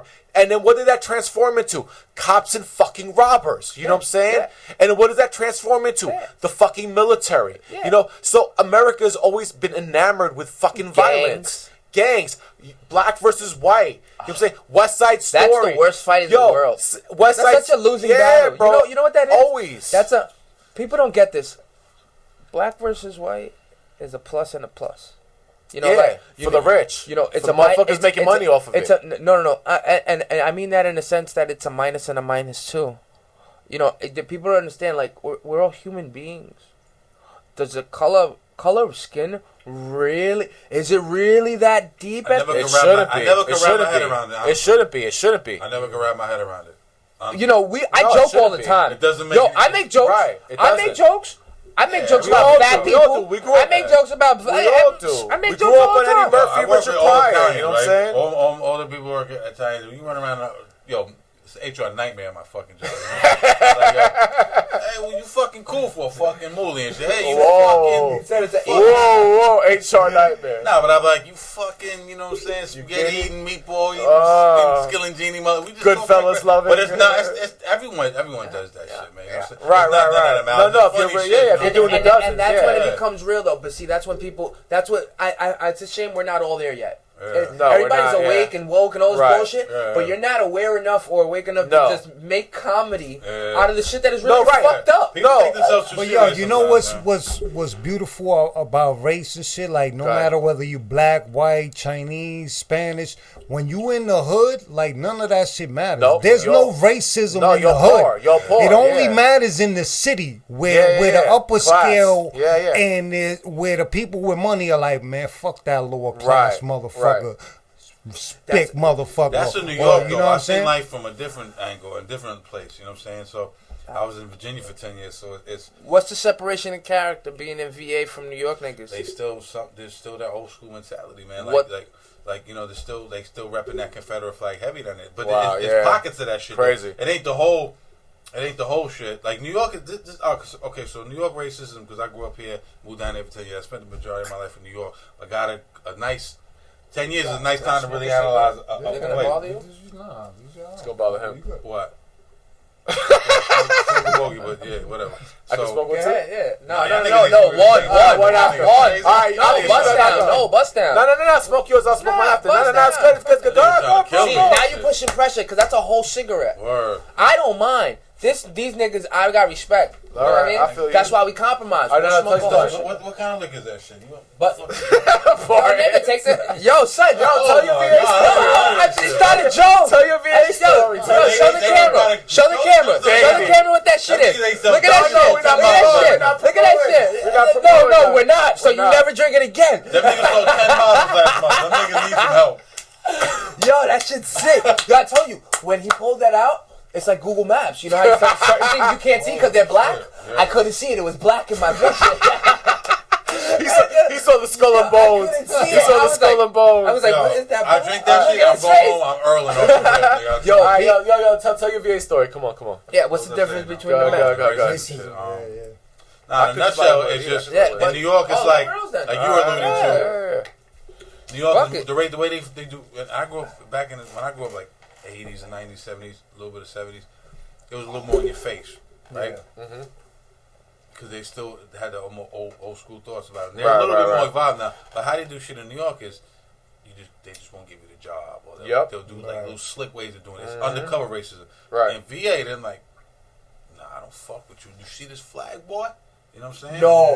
Yeah, certain pockets. That shit's straight open. Certain pockets like that. But I tell you what. All the black dudes is knocking down all the white boys down. But there, do they? I think them niggas is mad about that shit too. But I'm saying like and it's not all of VA. It's certain pockets of VA. You've been down there before. Yeah, right? but are they?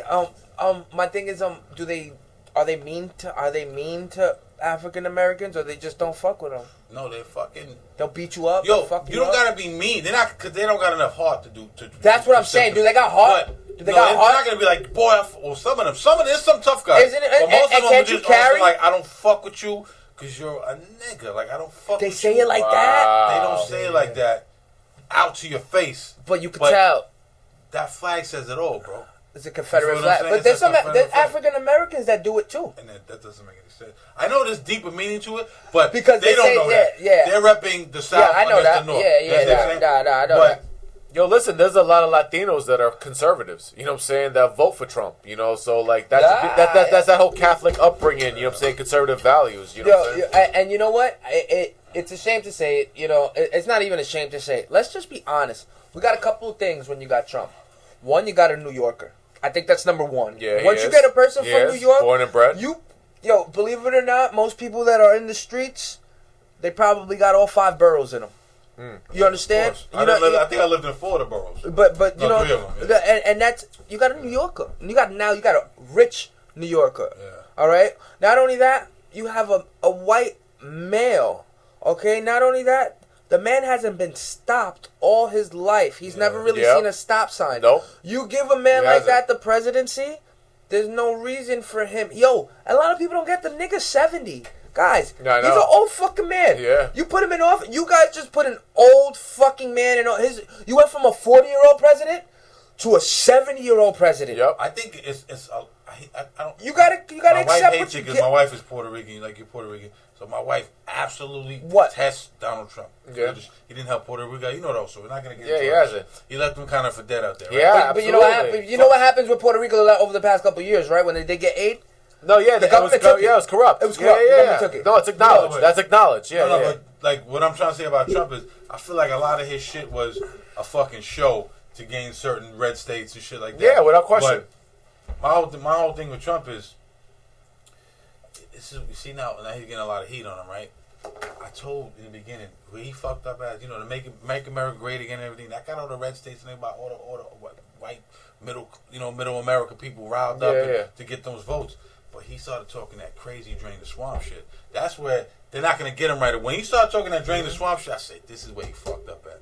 You know what I'm saying? Because now you have some powerful enemies against you. They're not gonna get. The government don't work like that. The people who pull the strings, they're not gonna get you right away. They're gonna let you. They want to build a case. They want everyone to forget about it. They want shit to calm down. Then they're gonna get you. That's why you've seen this impeachment. And they want to build a case. What is he doing differently now? That he was grabbing bitches' asses in the beginning. Nothing. You can't. How you get elected? Now you want to impeach a man for the same principles he got elected. Yeah, but he's not gonna get voted out. He started talking that drain the swamp shit to unseating all these powerful people in the Senate and the Congress. And these people are connected, dog. Like, on some next level shit. Say, get this nigga out of here. So I'm pretty sure Trump ain't gonna be in office. No, Trump. I think Trump is absolutely getting reelected. He's absolutely. I think he is too. Yeah, I think it's like America's built on the principles that it's all about the money, bro. Once Bloomberg switched over to Democrat, I said no. There's something going on. There's something going to play. You're gonna switch your whole party now from a stout Republican, correct? Yeah, he was for a while. Now he's a Democrat. Democrat. They're coming after Trump. And Bloomberg money is long. Yeah, that's very sponsoring him. No, but he played the whole field because he went from Republican to Independent to Democrat. He's sponsoring himself. But you don't switch do a whole 180 like that if you don't have something in play. You understand what I'm saying? No, absolutely. And he has a lot of notoriety because he was the mayor in a time. The marketing is good for him. He was the mayor of the for what? Fucking 12 years. But he took over for Giuliani the couple like a week after 9/11 hit. Yeah. So the marketing wise, it's over. He's gonna be over the top with this shit, and he's got the money. So you think Bloomberg is the next president? I think that's what you he think Bloomberg is the I next think president? so. You think Trump? Trump. Can we put a drop a gem bet on it? Yeah, I think Trump. Trump's getting reelected. Let's put a drop a gem bet on it. Trump's getting reelected. So they're doing all this in vain. You think it's a dog and pony show? Yo, they already mad about the show. Let's look at this logically. No, let's look at this logically. Hold on, but I like this. I want to get him back in trouble. I I want to get him back in trouble. Can I get him back in trouble? Bloomberg. I want to get him back in trouble. I don't rep Bloomberg. Why do you think it was okay with it come with one shirt and not two? Woo! Yeah, We're not talking about that. That's 40-40 insider business. We'll talk about that later. 40-40 explicit hour. I'm gonna come out with a podcast called Shameless Promotion. Yeah. All right. Yo, make sure to holler at me for them T-shirts at Measure 5 on Instagram. Here's the thing. Shameless Promotion. Here's the thing. If you just look at politics from an objective level, okay, I'm a social liberal, okay, but I'm talking about just looking at it from a blanket. I'm a social liberal. I'm being honest, but I hate Democrats and Republicans. I don't know what the fuck that means. I'm ignorant to that shit. Yo, that's all right. Yo, that nigga just told me I don't really fuck with the left. Are you a liberal who goes out socializing? I fuck with the left. Yeah. Wait. You go to the left a little bit? I don't socialize at all. Wait. You go to the left a little bit? Are you a social person born in September? A social what? What's up? Stupid motherfuckers. All right. Here's the thing. What do you do for a living? Oh, wow. We're going there? Yeah. because I think that's very relevant to why you're able to speak on this. I think that's a big deal. He don't like really. I don't really like. I'll say. One time the police rolled up on it. I was going for the car. He was like, "Nigga, don't you dare." I'll say it right now. Yeah. All right, if we going there. Yeah. Nigga chasing You don't have to. in the ambulance. I don't want comedy. I got fucking bullets over there. I got fucking saddle. Yo, if you hear a siren, not jump that. out the window, run down the block. Definitely not that. But yes, I practice law for a living. There you go. Great. I do employment discrimination. Nice. So I don't ambulance chase. Yo, listen. I just had a friend of mine. Right. I just had a friend of mine. He's a college professor. Yeah. College professor. He teaches on the weekend. He teaches high school kids. And he goes smoking weed with me on the pod. You know what I mean? Fucking, he edit the part about me. He got into I don't edit nothing. He got into a you act like somebody sits there for an hour and a half. No, we're deep into this right now. Yo, he got into a motorcycle accident, almost killed himself. I thought he died. God, for like 3 years, I thought he was dead. One day I was in a store at a food truck. And he goes, Gilbert. And when anybody says my full name, it's always bad. So I don't even look. You're like, don't notice me. Somebody says my full name, it's bad. So I looked to my left. Oh, shit. And my heart dropped. I said, I thought you died. He said, I did, bro. They brought me back to life. Yeah, he got scarred down his chest, my nigga. Fucking God bless him, man. Yo, survived the motorcycle accident. Yup. Yeah, but that's why that's the only reason that I like to get a little bit of background of people too, because that has a lot to do with why your mind is the way you is. Like, if I didn't have the certain job that I have, I probably would run rampant in a lot of other places. You know, I'm able to be myself at my job. Right. I don't gotta kiss no ass. I ain't gotta lick no dick. I ain't gotta, you know, and ultimately, I am not in a place where I can help people the way I want to. So. Doing a civil service the way I like speaking to people that do services for people, I love speaking to y'all because that's a mind state you have to be in to look at another person and not just see them for what they are, but see them for trying to help them. Right, absolutely. You know, being a teacher is like you can't do that twice. Right. You know, you teach that youth. You brought that next generation in. You got a huge responsibility. Absolutely. So that's why I always give like big salutes to people that do that. Big teachers like Jay. I don't know, like fuck it. I know all your kids, nigga. You got almost a football team. You got half. Right. You're an influencer. I got starting 5. Yeah, you do. That's what I'm saying. Like you're an influencer. You know what I mean? Like you're an influencer on the next generation that they're gonna bring in, and the next generation that and they all good. They're all good kids. Like they all eat and they all like you guys do your things. You know, doing your things as a father. Like that's a priority. It's the priority, bro. Saved all of us. Yeah. I did a speech in my daughter's speech 18. That's what, like, my kids. You did a speech? Yeah, I did. How was that? It was crazy. It was a couple years ago. You know, did you cry? Yeah, he did. It's on tape now. You can check the video. Nah, I didn't cry. But did you get that? Like, did you not look at the camera? Because I know you. So I had to pause for a second. Yeah. And then I got myself together because I was gonna cry. You know, that's my daughter. But like, absolutely. You tell your kids you love them every day, right? Absolutely. Yeah. Multiple times. Did your parents tell you? Did your parents tell you they loved you every day? My mother, not my dad. My mother, but not my dad. My mom was always big on. Latina mom, bro. You know what I'm saying? My wife's family don't say that at all. Yeah, Latina mom always says that. That's it, bro. No, not my wife's family. Yo, you know what I did? You know what Edwin did? I overcompensate because of that. Wow. One day we're in school, right? We were cutting school, right? And I said, his mom called him, and I was like, tell your mom you love her. And he looked at me, he's like, nah. I'm like, tell you love her. He's like, nah. He's like, all right, mom, I'm gonna talk to you later. I love you. She goes, what's wrong? Are you in trouble? Did you get arrested? That nigga's like emotional. What do you want? Is someone pregnant? Want something? I love this nigga. Yo, I love Ma though. Ma's the shit, yo. You know what's crazy? What you just said right now? The teacher. I have two. You know, I have 5-year-old twins. And you got twins, 5-year-old twins. Yeah, boy, twin boys. Loves of my life. Damn, nigga, you got 5-year-old twins. Yeah, bro. They gonna see you smoking weed on camera, man. Shut the fuck up.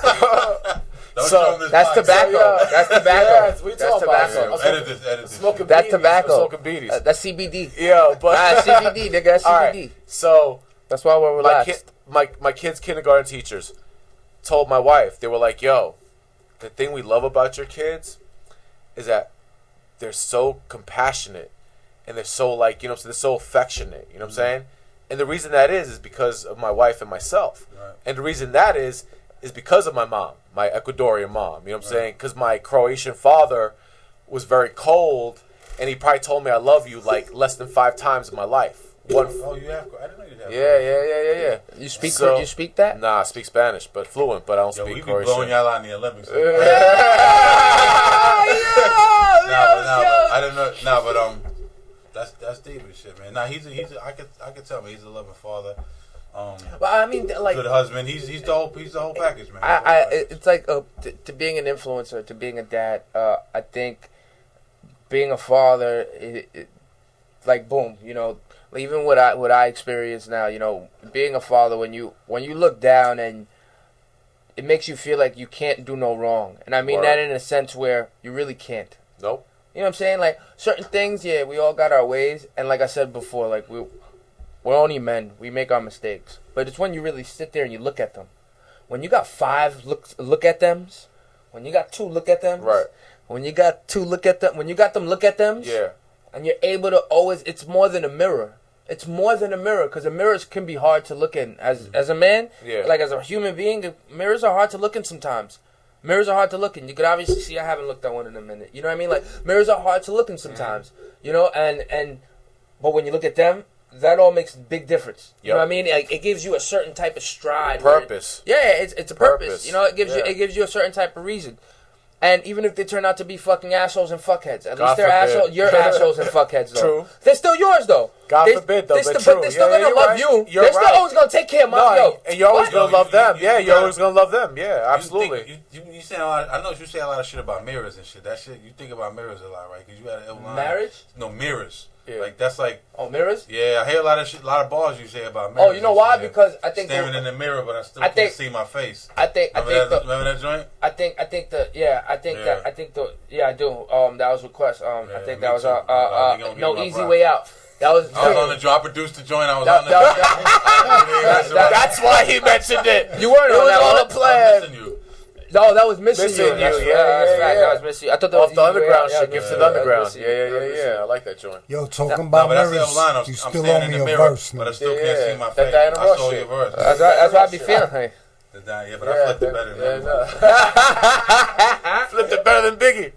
They got more bounce than the nigga shit, bro. That was a dope song. But you guys, we did that shit in Blackthorn. You weren't there that day. Me and Quest did it, and we got on stage flushing on it. Like, yo, let me jump on this shit. Yeah. And we ended the show like that because he was on some We Love Hip Hop. Right. We just dropped the mic and walked off the shoot. You didn't drop the mic. Disrespectful. I hate niggas that fucking drop the mic. That shit was so gangsta. Mic drop. Yo, I was hosting a show. I was hosting a show, and the dude dropped the mic, and I said, I like, yo, pick that up. Pick that. He was like, he's stubborn. I said, no, don't stubborn. Stop. Pick it up. Pick it up. What are you doing? Pick it up. I'm coming to UNV Henny shit. I'm dropping. I'm not even gonna perform. I'm just gonna get up and then drop it. I'm walking out. I'm out. Nigga, fuck this. Nah, yo, stupid. What's up with talk to me about your shit though, man? You got a lot of shit going on. Yeah, what's going on with you, G? The artistry. Nah, I don't. Drop it, you're about to flip it on. I don't come here to talk to me about me. I come here to talk bullshit with my niggas. To be honest. Yeah. You know what I mean? Like, but yo, let's go back to Trump. My whole point with Trump is the House of Representatives is majority Democrat. Okay. That's why they were going to vote to impeach him. Okay. Right. Now the Senate is motherfucking Republican. Right. Okay. Majority. So there's no way in motherfucking hell they're going to vote him out of office. It's not going to happen. This is Clinton all over again. And I think if you just look at it objectively, that's what the fuck it is.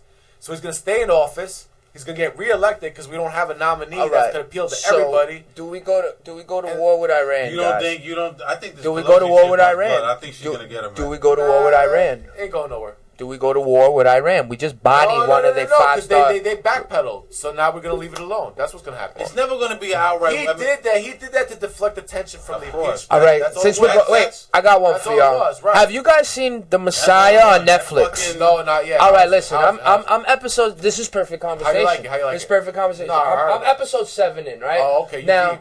This guy, No, we're like 15. No, honestly, I'm on 15. This is probably 20. Oh, this is probably 20, probably. 20. I like that. No. So in the Messiah, right? You got this motherfucker that is popping up when like destruction happens, and he's either saving a life.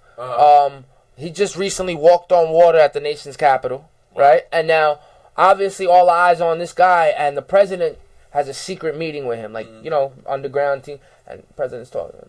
It's like, what do you want? He's like, I want what God wants. He's assumingly looking like the Messiah. Right. I don't know what the fuck he's doing, how he's doing it, but he's doing it. Right. You know what I mean? The fact is, he's doing the shit. So the president's like, what do you want? And he tells him, I want you to take all troops from America out of everywhere. Right. Just let the world be as it is, and let America be as it is. Wow. And the president's like, what you're asking me is unethical, wrong, bugged out, fucked up. You can't. And the guy's like, do you not believe in God? He's like, yeah, I believe in God. He said, so what is your faith telling you right now? Is it telling you that it's wrong to pull out is it telling you? He's like, he couldn't answer it because he's a man of God. And to see all these things occurring, I wonder, I have this conversation all the time with people, and their opinion differs. What is it gonna have to be for us to actually change as a group of people, right, and actually recognize one another? Right. What is a God, right? Like, are people gonna believe when this fucking being that looks like Last Measure hovers down like this, right? Just hovers down like this, and because all the TV stopped, everything in the world just stopped, all the cars just stopped.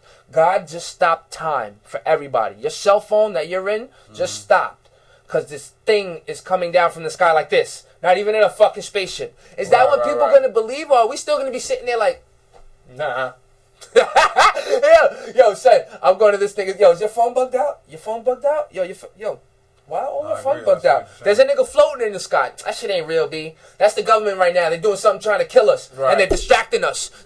What's God going to have to do to make us believe? Go back to what you said before about what we were built on, violence.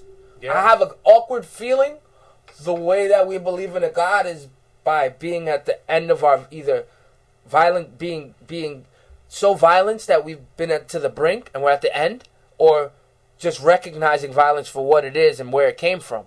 You know what I mean? I think that's the only way you recognize good, with recognizing some bad. How can we recognize if something good landed in your fucking lap if you didn't know what bad was? Right. And even when it's so good, people are still going to be sitting there like, you're not real.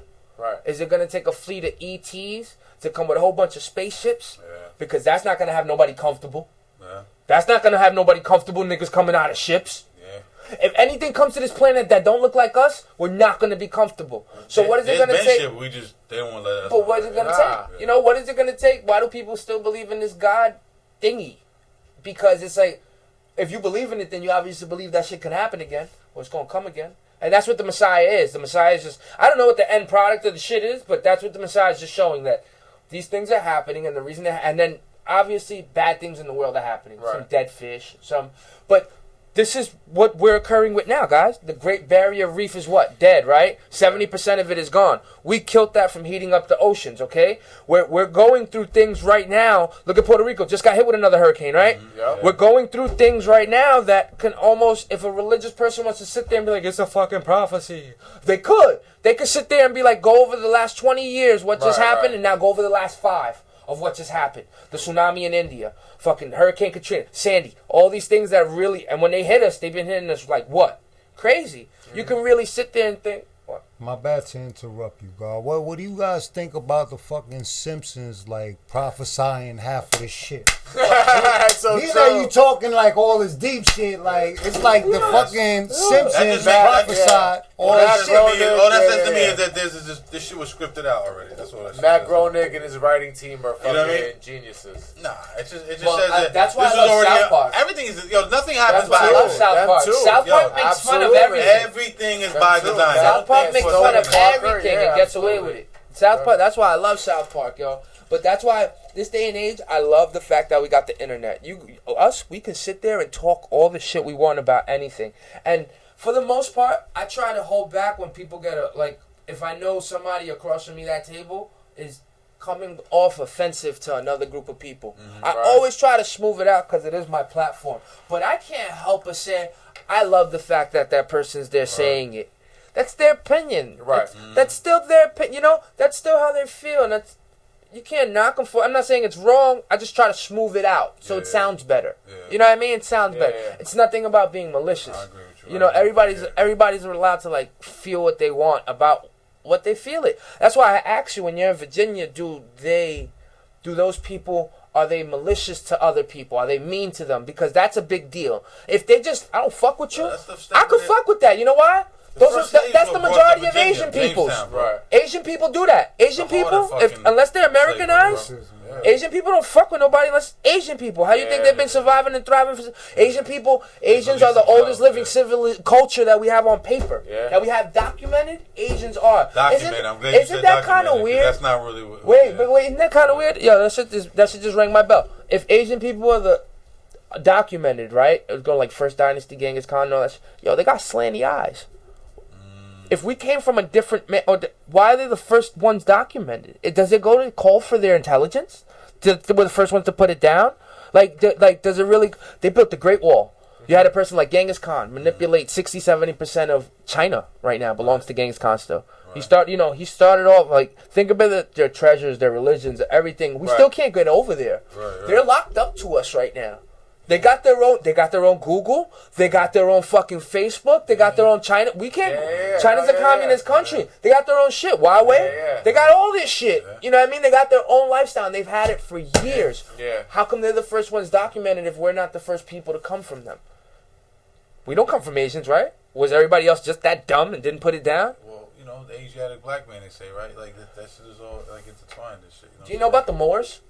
Of course. Shout out to Son of L. He's a Moor. Can you put me on a little bit of knowledge about the Moors? I have to point you in his direction. He's can you get L for me? Of course. Oh, let's do what we're gonna talk about. Listen, you can have motherfuckers doing their Googles all the whole time. No, that's good though. That's good. That's why if you see on his Duran Morney L on his license, he changed his name. He stopped. Yeah. And all that shit. Yeah, he's a Moor. I just found out that the letter J is only 450 years old. I didn't even know that. The letter J, how you call him Jesus? Yeah, shit. You want me to? How we call him Jesus, right? Yeah. Right. Because the letter J is only 450 years old. So they say his name is Ashua. Yeah, right, Ashua. Yeah, Ben Yosef. Yeshua Ben Yosef. Yeah. But think about this. They teach this shit in. How old is the letter J in the alphabet? They teach this shit in religions. Yeah, they teach this shit in churches. Yeah. They teach this shit. That's why I love Catholicism. 1632. Yeah. I put it on YouTube too. I should have put it on Google. His name is Jesus, and he cleans my fucking pool. But yo, you see that Jesus right there? People, I was locked up with him in 93. You see that Jesus right there? People he also moved shit across the border. Yo, people think that Jesus looks white, right? But he really don't look white. He more like looks Arab and shit. Yeah, that's what I was about to say. He looks more Arab and shit. Like he's a person of color, bro. Yeah, he's a person. He's not white. Yo, he's got melanin. Stop it. Yeah. But you know what? Look, I like Jesus is white. I like having fun. I like having fun with our skin. Look, I like having fun with our skin colors. You on that Da Vinci Jesus, huh? So, like, you see Asian people, I really say that they got slanty eyes. You know why they got slanty eyes? Why? Because they lived in a windy place. Yeah, it's climate. It was windy. Same thing with Africa. It says in the Bible, his hair was as a wool. It's climate based. And skin was like what is? I don't know exact phrase. Copper. Yeah, you know what I'm saying. It says it in the Bible. Jesus is a black man. We have Fida. Check out the black king, the black Jesus. Yeah, look. Fida Brass. Kiko sneezes. You know what I'm saying? Fida Brass and Harold. 400 to 500 years old. That's how long the letter J is. Peach to have Moon Caesars and all the bitches in the bleachers. Shout out to Ghostface, man. He's word. Yo, when you gonna get? So you guys are looking for DJ? Have that conversation with DJ Premier? I would love to. Yo, he's a cosplay. I know he out here too. I know. I caught him. Yo, Preem, we're gonna find you. What's my man? What's my man? What, JS1? Yeah, we had a great conversation with JS1. JS1's awesome. We gotta get him back on. Yeah. Actually, we can bring him over here. Yeah, he lives down. He lives next to you still, right? Yeah. He lives on the same block. Shout out to JS1. Gave us a great interview, man. He did. But yeah, I would love to get from him. We already got. He's the unicorn right now. We got P-Rock. We had Large. Okay. Showbiz. No. Lord Finesse. Lord Finesse, Diamond D, DR Period, Ski Beat. We have all the LF producers. We only Easy missing LP. Primo pretty much. Easy LP. He's the only one missing. Yeah. You know know what I mean? That'd be nice. Yeah, that'd be crazy. I'm missing some people too. Large. I mean, like, I'm pretty sure. I'm more than sure. Nuts. I'm more than sure that you guys can make it happen. Large, Psycho. Yo, you guys. So, do you guys have an EPK? EPK? You guys got? No. Oh, this is what we were talking about outside. What's that? Why you want to make it for us? I don't mind. I don't mind. You know what? Shout out to G. Here's a big new announcement. Drop a Gem will now be visual from from here on out. And G's gonna. Yes, G sir. had a character. I'm producing. Yes, the sir. producer. Get it. Looking good. Get it. I'm back in New York. Your boy is back. Yeah, New York is mine again. Effect. I'm taking the Let's city get it. back. Oh, you already no. know how the fuck I do. Let's get it. You know P. what I'm saying? Diddy Let's go, 2.0. nigga. Let's You know get what I it. mean? Let's I'm get back it. from Let's Virginia. get All it. y'all coward niggas that was talking greasy. Nigga, y'all niggas duck when you see me. Frank White, a.k.a. Speak No You Evil. already know, nigga. You know what I'm saying? I'm back. Niggas was talking greasy for 10 years. I'm back in the Niggas world now. Let's go. You know, I was only starting to do on weekends, so you know I went. Hold on. You got a Virginia accent now. Never that. Never that. But nah, I'm just fucking around. Your boy back. Nah, in but that's town, why I so was we're gonna speaking do to you this guys big, about outside. Yeah. Well, having you having the visuals and having you guys are getting now. You got to get all your audios together. You got you guys want like I don't mind doing EPK. It's really not that hard. Was that the press kit you talking about? The press kit? Yeah, but you know what the problem with the EPK? This is the problem with the EPK. Not the problem. I think them shits is useless, man. Are you guys? How? No. You know why it's not useless? Because I'll show you one right after I had a press this. kit before. It never made a difference in my life. It made a difference for. It made a difference. It was just for some me. bullshit to hand a nigga like. No, but that's what I'm It's saying. my press kit. Niggas. It made a difference to me because now I could see relatively. If I'm a philanthropist of music. I like the sounds. I like music. The artist who makes it, it don't tickle my fancy about the person. I like the music, and you have to separate the two. Now, doing what I do now and where I do it now and how I do it now, I have to. Not that I have to, but going to these shows, I want to. Now, like I'm at a show and I'm dancing. I'm evolved. I used to be the nigga in the cup with the hoodie and just wait for not even two-step, just wait for my turn to perform and be fucking. I used to be an asshole. Yeah, that nigga whack. Why that nigga dance? That nigga bouncing. Nobody got, but but I evolved. I don't do that no more. You know why I don't do that no more? I don't do that no more because I decided to be more involved with an artist. To look at an artist's Instagram, I get this much. When I look at his YouTube video, I get a little bit more. Right. Fuck out of here. Now, when I look at an EPK, not only do I get your YouTube, do I get like pictures, do I get why you went viral, I get a rundown and list of every look. All right, boom, big thinker. So let's say you guys got 100 episodes. Now, what you guys can create, what can be created is clips of 100 episodes, and only 10 or 15 seconds or 20 seconds, just one question asked and one answered. Right. A whole clip, like a highlight. Yo, you understand? But nigga, but that's my point. That when they click that fucking dropagem.com, the first thing that comes up is that highlight. All those people that are famous, and then when they're like, but see, I've had people say the other way, like, yo, we've had people say, yo, we put out 1-2 minute clips. People say, yo, where's all? A lot of people say, yo, I want the whole shit. Yo, if you look at our comments, yo, we need the whole. So different people have different like tastes and shit. You know what I'm saying? Yeah, but to get, I was speaking more to recognize. I was speaking more to when you hand that brochure to a person.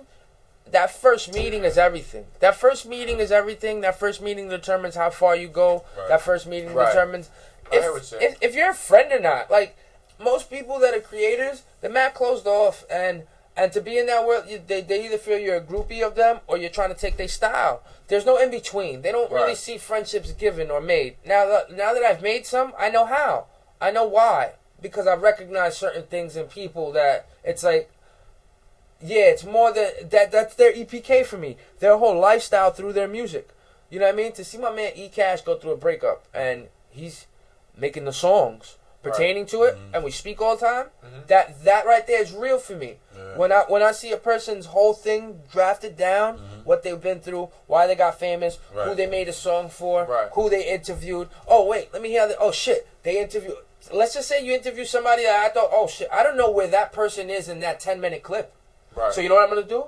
I'm going to listen to that whole 10-minute clip or at least skim through it and be like, oh shit, they asked this, they asked that. Yo, this shit is dope. Boom, let me go down.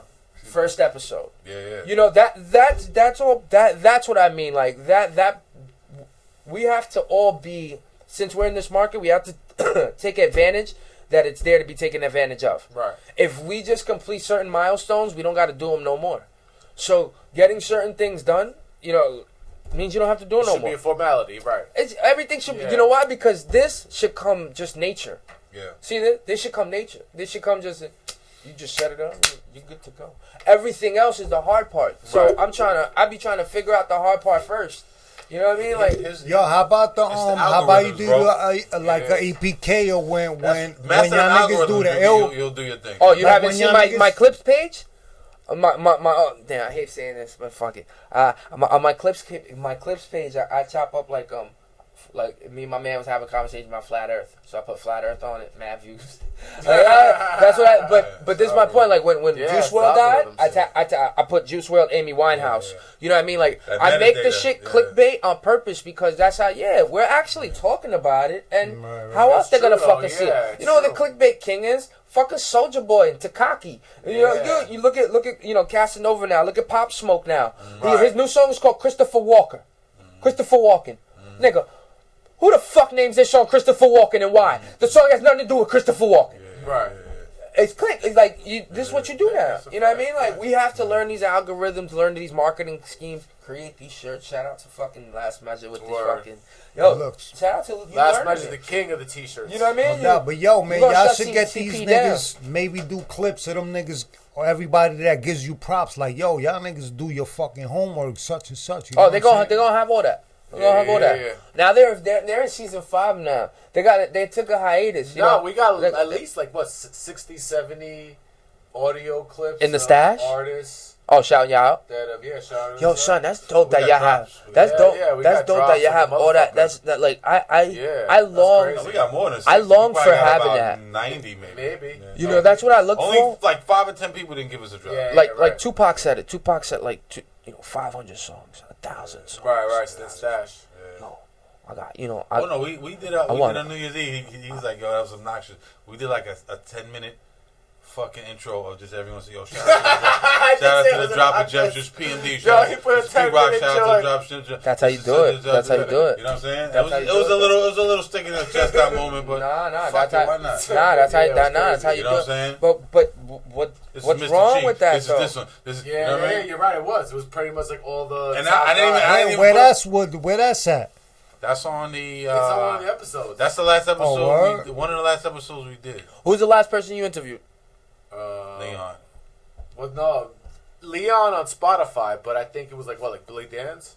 Oh, Billy Dan! Shout out to Billy Dan. Yeah, we got in the can. We didn't even. We got like 10 joints. We didn't even release. 5 to 8. Yeah, like 8 episodes. This man's fighting them all. Yeah, about to get squashed, though. Yo, Cowboy's gonna win? You think Cowboy's gonna whip his ass? Come over tomorrow, guys. Come over. Let's fight. Nigga, come on. I'm gonna close this table up. I'm gonna have that nigga. Look, I got 2 TVs. Look, I got that TV. Yo, if I ever see Conor McGregor, yo, and that nigga, fucking that nigga up, son. Look at this nigga. Who? You fucking who? I'm fucking Conor McGregor, nigga. You got study, man. Put that in the clip. There goes some algorithms with your ass. No, I got you. Very bold. Why you think I looked at you like that? I'm like, yeah, say it again. Yo, that dance. That dance, my nigga. That dance got him to the Irish swag. I don't know too much. I'm only fucking around about Conor McGregor. But, yo, I don't think he fell off, in my opinion, man. You know what why? Because he got 2 losses? Why? Because he got Hollywood, man.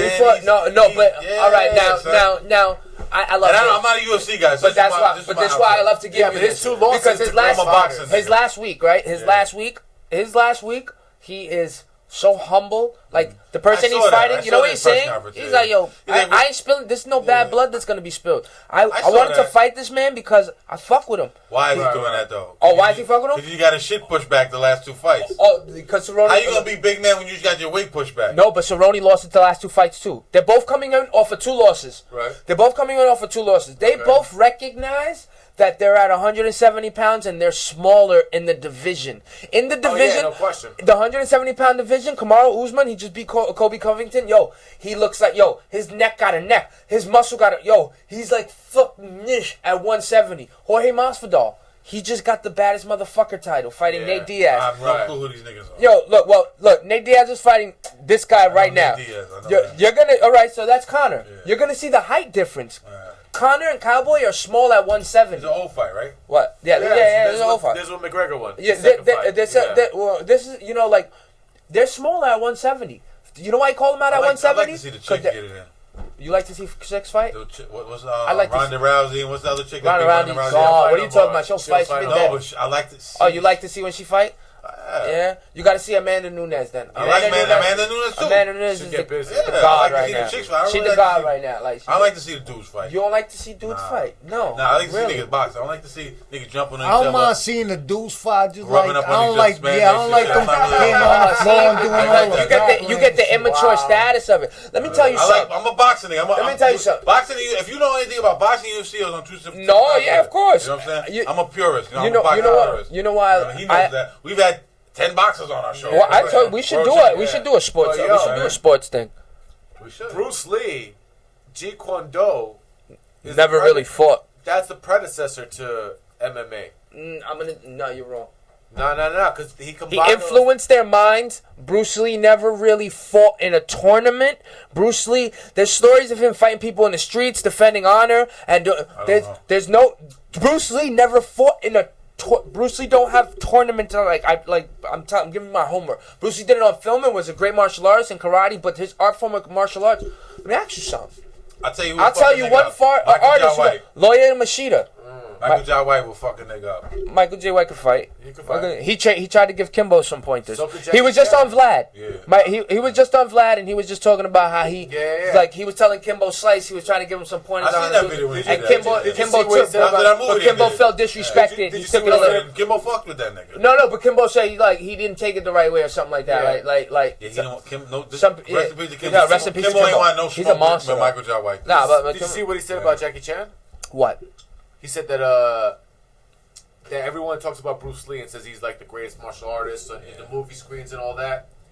He said if Jackie Chan had Bruce Lee's expression, okay, like like he didn't do the comedy shit, right? Like if he just like had that bad motherfucker face, like I'm gonna like the Jet Li face, I'm gonna beat the shit out of you. He would be the one. Yes, that he would be the guy that would be the greatest martial artist. He would be the one on a movie screen. Yo, I can't front, man. Jackie Chan, every bone in his body. Yeah, twice. that motherfucker's a bad motherfucker. Definitely underrated, man. Yeah. Jet Li's bad. Jet Li's bad. And Michael J. White said about Jet Li that Jet Li, You think Vlad is a Fed? Yeah, you seen that YouTube video? No. I ain't gonna comment you did on one? that. The YouTube video about Vlad? I put it in my. It wasn't a Fed. It was like some. It's like like an informant or some shit. Let me put it on my page. Let me put that shit out. I don't know if he's a straight Fed, but I think he capitalizes on fuck shit. You know what I'm saying? Well, here's the devil's advocate argument.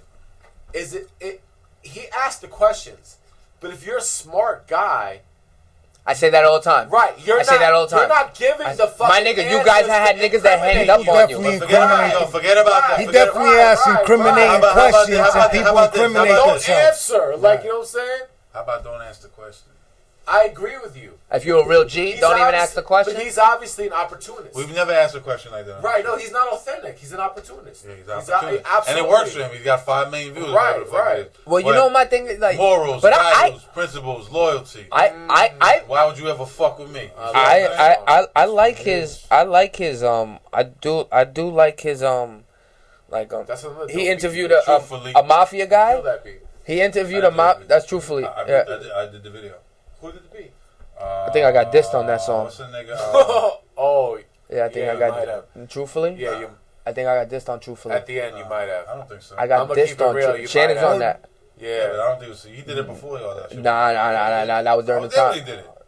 I was in the studio. No, y'all did a video for Truthfully. Yeah, you did. You were in the video. I wasn't in the video. I directed and produced the video. Nigga, I wasn't in that. She wasn't in the video. Like, diss me, right, Elliot? I did when he did the song. No, y'all wasn't going through it yet. I'm telling you. Really? No. Oh, all right. No, I was there when they did the song. So that's me being insecure. That's you, yeah. I ain't being insecure. I ain't mad. I thought you got on another joint you brought to my attention one day. He was like, this nigga's throwing darts. You don't remember that joint? Snatch the bitch out your character, whatever the fuck that shit. Yeah, what was that? On the Kill album. Yeah, he did. I thought he did me. I thought he did it on the song with West too. I don't know about that. Heartless though. Yo, last call me up like, yo, this nigga shooting. Yeah, Wes and Quest. No. Wes and Quest. Yeah, it wasn't truthfully. It was heartless. Heartless. What about the song with Wes and Quest? I don't know. The video they did. Ding, ding. Oh, philosophical wisdom. I did that too. I think there too. No, you're bugging. You smoked out. Nah, nothing happened. I ain't gonna front. What they showing before? Bugs was like LL of our crew, because he would get on the track with niggas. And he'll be on the track with you, and he'll be dissing you. Always. Bugs was Yo, no, you know what's great? Let's bring it. But no, let me clear this up though. What's the name of the joint? Heartless. You brought that to my attention. You remember that day? No, he did. But I'm in your face, nigga. I immediately called him. I immediately called him. He was like, no, yeah, that's why I put the fan there. So I wasn't even talking about these. Like, I'm dead. I wasn't talking about the nigga. I was like, he was like, yeah, he's like, yo, I can see. He said, I might run with it though. That's a shout out to that nigga. That's what he said. But he wasn't. He wrote that wasn't so much. You got it. Let's talk about something else though. Let's talk about punk ass Conor McGregor, yo. Yo, all right. So let me break this down. I love getting in my UFC tangent. Anyway. 1 million, nigga. So I'm stepping tomorrow, in that ring, nigga. What? Let's go. 1 million. Yo, let me explain something. They're fighting at 155 right now. They're fighting at 155. This is 155 right now.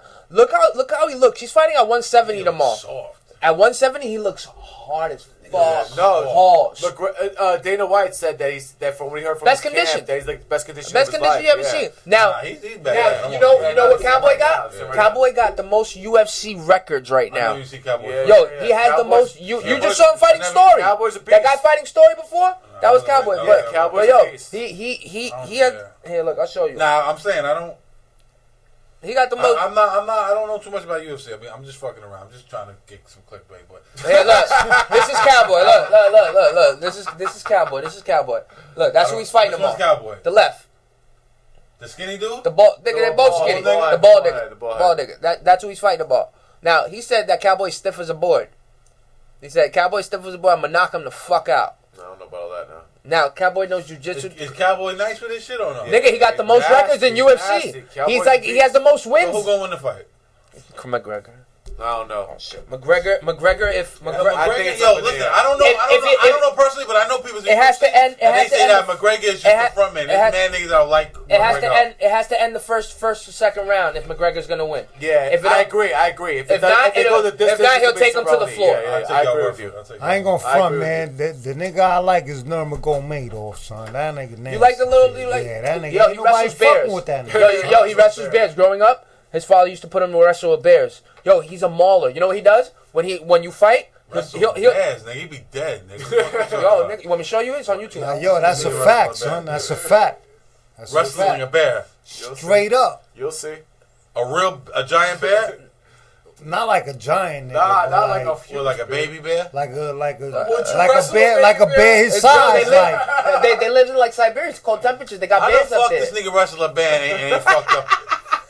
Yo, man, I want to see this shit, nigga. Yo, I'll fuck a bear up too, nigga. Yo, Khabib. He fucking a bear. I'm fucking a bear. Yo, Khabib's. He's not gonna be Khabib. Khabib's incredible. I want to see niggas. Look at the footage too. Look how old this shit is. Khabib's. He's not gonna beat Khabib in a rematch. It's not happening. Who? I want to see the bear, nigga. Yo, son, I'm gonna tell you something about McGregor. Yo, he didn't tire out. Oh shit. Khabib's another level of MMA. That's a bear his size. That's my old dog, fucking Dookie, nigga.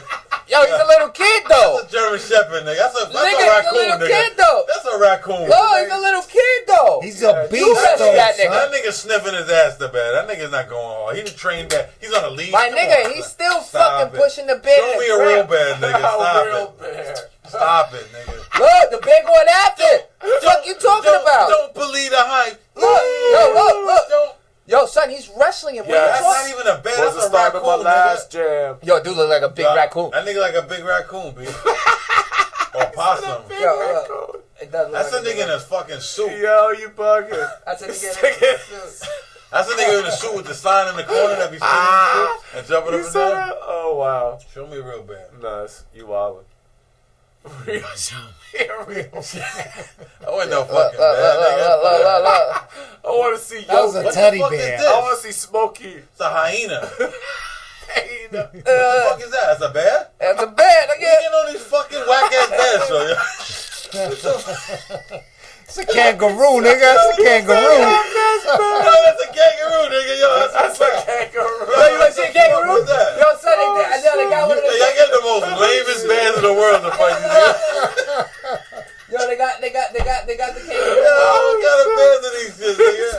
that shit the other day. I was rolling. This nigga's boxing the kangaroo. You saw the kangaroo boxing? Yo, son. Yo, that shit look crazy, son. Oh shit, Joe Rogan Experience with Bill Maher. Say a word. Yeah, yo, this nigga be killing it. Yo, look at his episode, 1413. It's crazy. Yeah, I fucked with Joe Rogan. Nigga, yo, look at this. He got a good show. Oh, look at this. Oh, these niggas look. See, this is what I'm talking about. Them niggas will fuck you up, them kangaroos. Yes. Yeah. With their legs, yo. Look at this nigga. He's deformed ass nigga. Yo. Yo, look at this nigga, yo. Yo, he doing a He kicked him. That nigga wild deformed. Yo, he's standing on his tail though. Look, he uses his tail for balance. This nigga, yo. Look. That nigga double jabbing. Yo, he doing a Come over here, Mayweather nigga. shoulder He's like, lean. come over here, though, nigga. too. See what I do Yo, to he handling it Conor McGregor, nigga. Fuck you talking about? That nigga will fuck Conor McGregor up. Yo, his tail's like a third leg, though. Look at that shit. That shit's crazy. Oh shit. Yo, he had to get like at least 100,000 for this fight that can't be. Yeah. Son. I hope. No, he got like fucking. This shit's so crazy. Yo. He got $500 in a Happy Meal. That's what the fuck he got. Son. How much did this nigga get paid to get his ass Yo, that nigga about to snuff the ref. What? This nigga snuffed the ref, dog. Like, You fuck said this what? nigga. Yo, if I smoked, I watch this all day. Nigga, you got contact on. You good? Yo. I watch this shit all day. Wow. Yeah, it's hilarious, right? Yo, That's all I do is watch stupid shit all day, B. Swear to God. Yo, all I man, do. is he really fighting them? Yo, he's Yes. Nah, well, he's not really. Let me think, cause Yo, the kangaroo I would trying- break that kangaroo jaw. Like that nigga's not fighting for real, right? Nah, he's not hitting him for real. Give him the body shots. Yeah. But that kangaroo with it. Yeah. Kangaroo's like, nigga, I'm gonna fuck you up. He's getting kneed and shit. That's the thing. Whoa. Respect to that kangaroo. Oh, he's Yo, out. He's son, out. he contorted that gave- nigga, Yo, how much son. he gave get the paid, double son? kick. I need to Wow. yo, fuck this drop a gem shit. I'm gonna start fighting kangaroos. I'm gonna start fighting kangaroos, nigga. Good luck with that. You wanna talk about viral? Yeah. You wanna see this nigga? Look, Speak no evil, Speak get no evil beat the versus shit out of kangaroo. I fuck with this nigga. Look at this nigga. Then fucking Peter will be all over my ass and shit. Look at this nigga. Look at this nigga. Pause. Oh, what are we looking at? What's this? Stung by executioner wasp. Did he die? Yeah, look at this nigga. Shout out to my man Josh. He puts shit up like this. He calls it White People Wednesdays. He puts Yeah, this shit up. Yeah, He's yeah. a white guy, my man Josh. Yeah, He puts look. up just dumb shit white people do. Look at that fucking look at that. Look how big this fucking wasp is, bro. He says an executioner wasp. What does that mean? Deadly? Nigga, it's poisonous. Poison? Did He gets bit by everything. He figured out in life that he can take a sting, that he can take a bite, that he can take pain. And He figured it out. is He there got no- look. I want you to see how many views he got. Is there no Yo, B, paramedic? look how many views he got. 28 million views. Shout out to Brave Wilderness. Yo, Is there no paramedic that? yeah, no. He got a pen. Honor anymore and viral? Going viral? Look, nigga, fuck that. You figured out your talent in life, nigga. What if Stung by a fucking wasp? Yeah. more than that? apparently. Bitten by a crocodile, bitten by a turtle, snapping turtle. He gets bit by a snapping turtle. Damn. He could take the And pain. the shit didn't like. Yo, you know, that like, that fucking bee look like an avatar, nigga. Go with all that shit. Look at this nigga. This nigga look like he coked out. He probably Look at is. his eyes. He probably is. Yeah, he does. He probably in the jungle. He probably on shrooms. Look how wide this nigga eyes is over. That That's how I be looking all the time. I'm going to let this wasp bite me. Look at Oh yeah, there we go. You seeing it? Yo, son. Oh, this nigga is wild, son. Yo, he gets off on that. He likes it. You know he likes it. Look, sting me, bitch. He go home and rubs one out. Oh!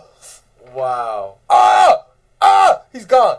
Look, he's gone. He disappears. And yo, he got the dignity to save the bug. I kill him. I'll fuck every bug that stings me. Bah!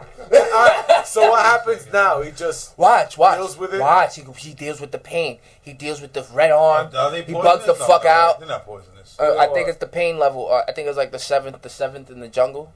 Oh my god. What the fuck does that mean? Like the 7th out of 10. 7 out of 10. Poisonous, like, Most pain. most Most poison- pain. Oh, what? Look how big that thing is, bro. It's your finger.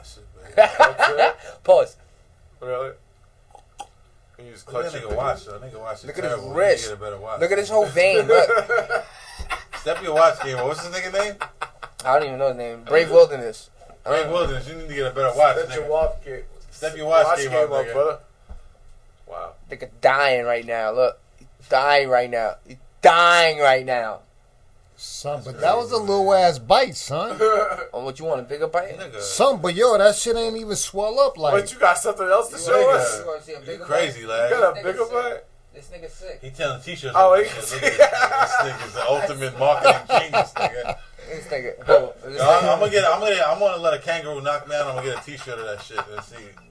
I'm gonna do some crazy shit. I'm gonna give. But it'll sell, yo. It's all about how you push it. It'll sell. Nice. That's the fucking issue, yo. That's a Shook Ones video. Yo, speaking of that, some guy put out a video of Tupac. What? Damn.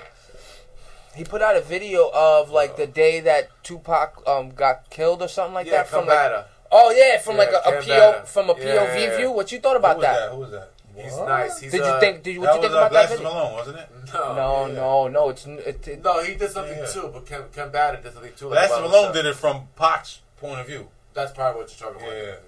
No, this guy had he had a camera, and it showed the day like Orlando Jones got killed. It showed the day, like what happened that day, robbing the chain, what happened, like, and it's from That's Glasses Malone. It's Glasses Malone. Okay, it's Glasses Malone. I think it's called like I killed. What was that when they was Tupac in Vegas? Yeah. Tupac must die. What y'all think about that? What you think about that? That shit was ill concept, son. Did you guys see the new series? There's a new series on the. Oh, I'm sorry. It's not on TV. I heard a podcast. It's called Slow Burn. On Slow Burn podcast, they're talking about the Biggie murder. It's 8 episodes on it. Biggie and Tupac, and they go like every like couple years it gets rehashed with a different thing, and we get to see it again and all that. Like we never forget it. But the way they did it through audio, I've never had it done to me. Right. I had to keep bringing it back because the intricate parts that they were expressing. What's the theory on that? Because we interviewed Greg Kading before anyone did. They were expressing. You better call you back. They were expressing what music. What the dynamic of music and the strength that it came with during that era. So when Biggie and Tupac were coming in, music itself hip hop itself, the numbers started to be recognized. They started to be recognized in the Billboard charts. They started to be recognized for their numbers getting played, their CDs. Right. And they started to get recognized for sales. So Biggie and Tupac came in the tide where a lot of money started. Like they're the reason why big record labels would break off these $850,000 checks for you to do a video. For you to do a video, they'll break that off. And meanwhile, Nori says it. 100,000 of it goes to drugs and fucking chilling. Right. You know what I mean? And the other 50 goes to the video. Oh my bad, I smoked the whole thing, right? Yeah. The other 50 go to the video. You know, like now we see now seeing like how the tide of like we ain't got that permission with music no more. There's not as much money no more. I agree with that. You know what I mean? I'm so. These guys know, man. These guys, I give them a lot of credit because they stay in the lab. They're in the lab like all the fucking time. You lucky if you get a verse out of me once a year at this point. Like I don't even. I'm totally. Well, that's why. I'm not motivated. I'm out there. You don't want to talk about nothing. You don't want to talk about nothing. You know, you said you were turning on your music shit. You don't want to talk. And you know, I'll be honest with you. I guess I must feel partly the same way because to where. You don't want to talk about nothing? I have a lot that I've already laid down that I've spoken about. Do I want it be put it out? Like, do I want it? Like, you know, I think what a lot of things come to is like being that character. You got to be that person again.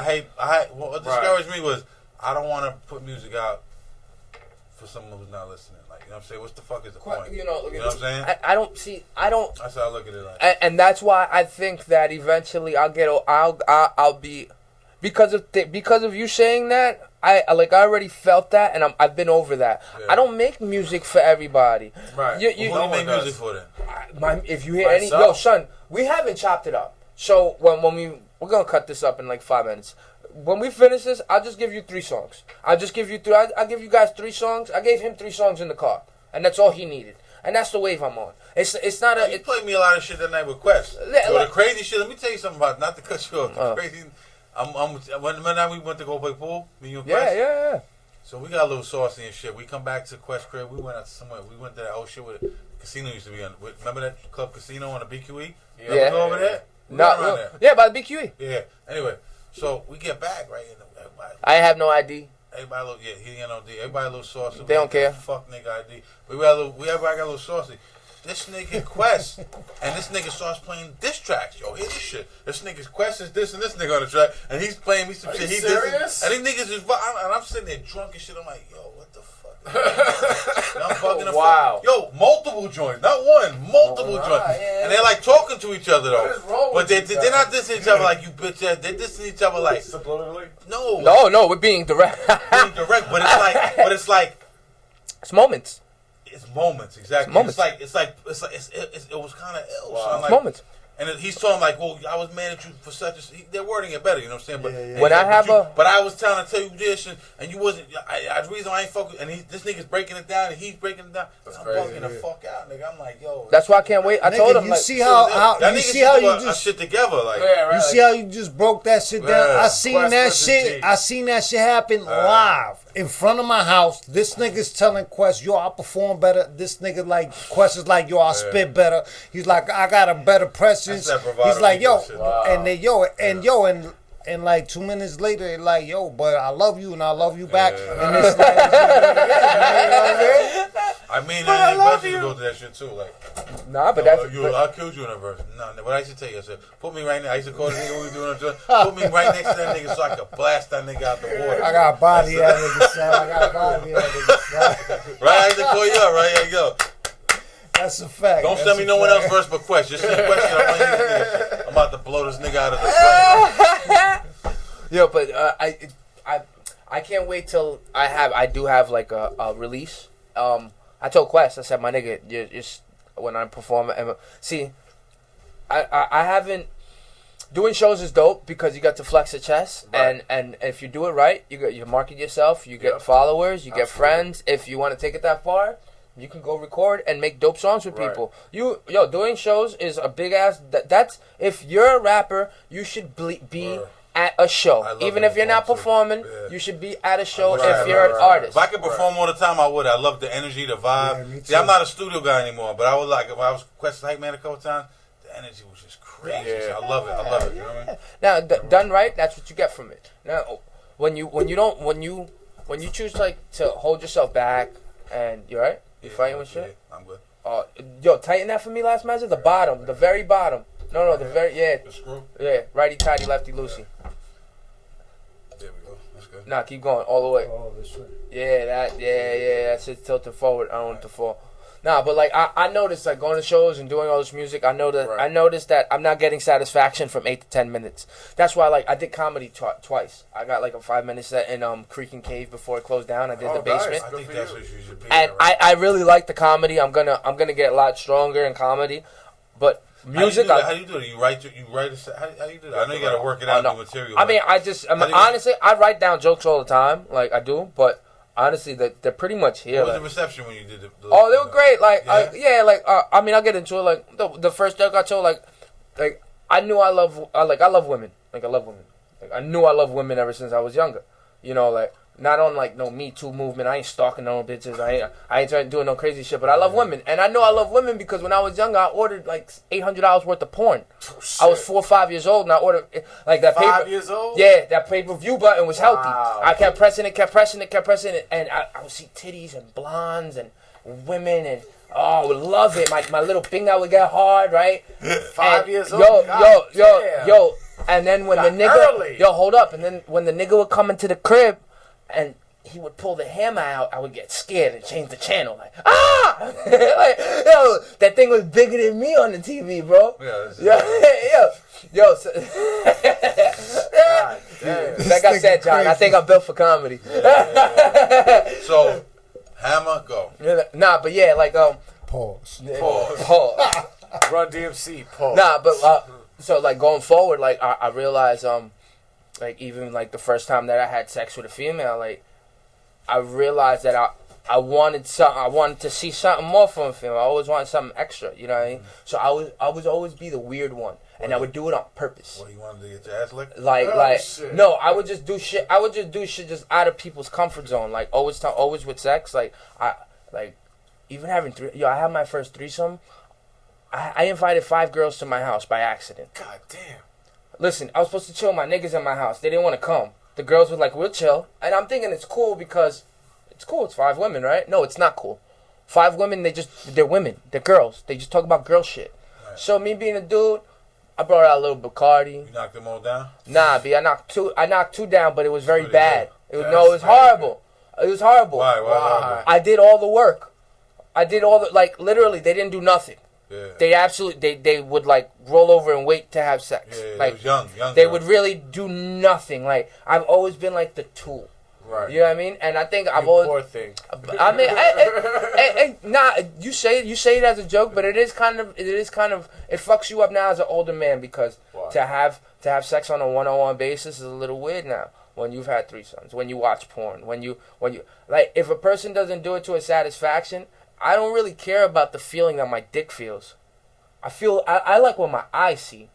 I like what my eyes see. Okay. You know what I mean? So it's like, if you don't get that satisfaction, it repels you from being comfortable. You know what I mean? Being comfortable and like having those relations. So are you only comfortable with 2 women now? I need 4. 4? Wow. I had 2. I need 4. Have you had 3? No. So then you gotta graduate to 3 before you hopping get over 4. 3? Yeah, no, I had 2. So you want 4? My nigga, I got high expectations. You know, he said fuck 3. I want 4. Yeah, nah. I mean, but when I make a song, when I write a verse, I look for my second. When I write my second, I look for my fourth. You know, like I become a. She's deep. I'll be happy with 2. What the fuck is wrong with this? Nah, I was saying before though, when I have my mixtape release, right? I wanna project the concert. I wanna project what exactly I was feeling. Are you gonna have 4 women on stage? I wasn't giving you a signal. No. I got a job. Nah, when I made all these songs that I've made recently, they all pertain to a feeling. You know, whether it be my sister, whether it be Shannon, my uncle, whether it be my father, rest in power whether it be whether all 3, whether it be and all the people in between, because Absolutely. that 2018 year wasn't Too fun. many for all of us. For all of us. You know, all the music that I make, it's not gonna, just to hear it on a headphone, just for me to perform it. It doesn't. 8 to 10 minutes don't do it, guys.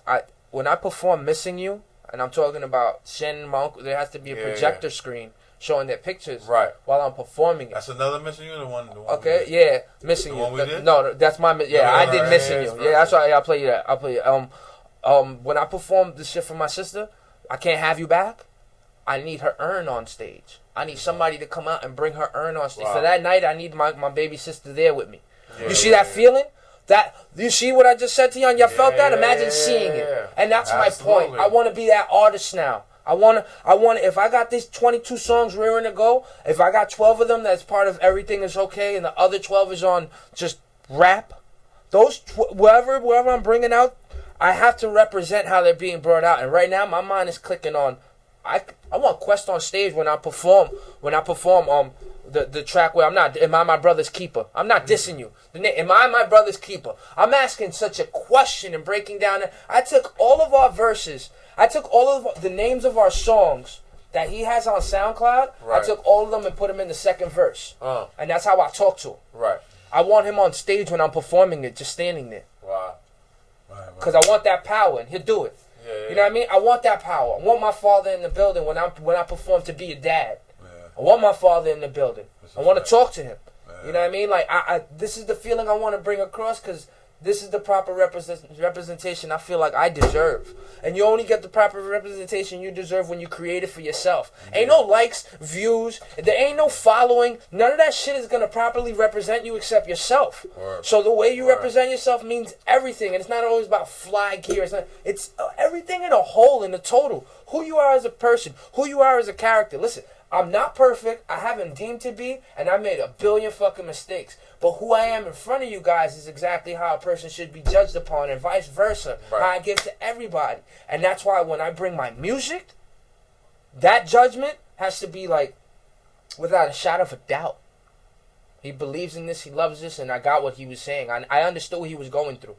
I want to take those songs and listen to them again because of that night. What he just did to me. Right. You know what I mean? But that comes from, again, that comes from all the shits, bro. Knowing you for so many years. Like, all these things have come together for me, and they form the formula that I'm still trying to figure out. I don't know the ins and the outs, but I'm doing the math. Right. And that's all that counts at the end of the day. Right. Because I'm not sitting there with the page and not, when you do that, you just hold yourself back from anything else that could come to you. You keep your head down, you keep your head down, you miss out on your blessing. That's a fact. You know what I mean? It's a huge fact. Yep. That's a fact. And if you keep your head down low enough, you miss out on the snakes in the grass, too. Indeed. Hey, yo, everything is okay. I'm your boy, OK. Drop a gem. Everything It's been definitely beautiful. okay. Last measure. Stop your shit, I'm the shit, just give it up. Everything is okay, even when I'm not. Time to bring it to the table.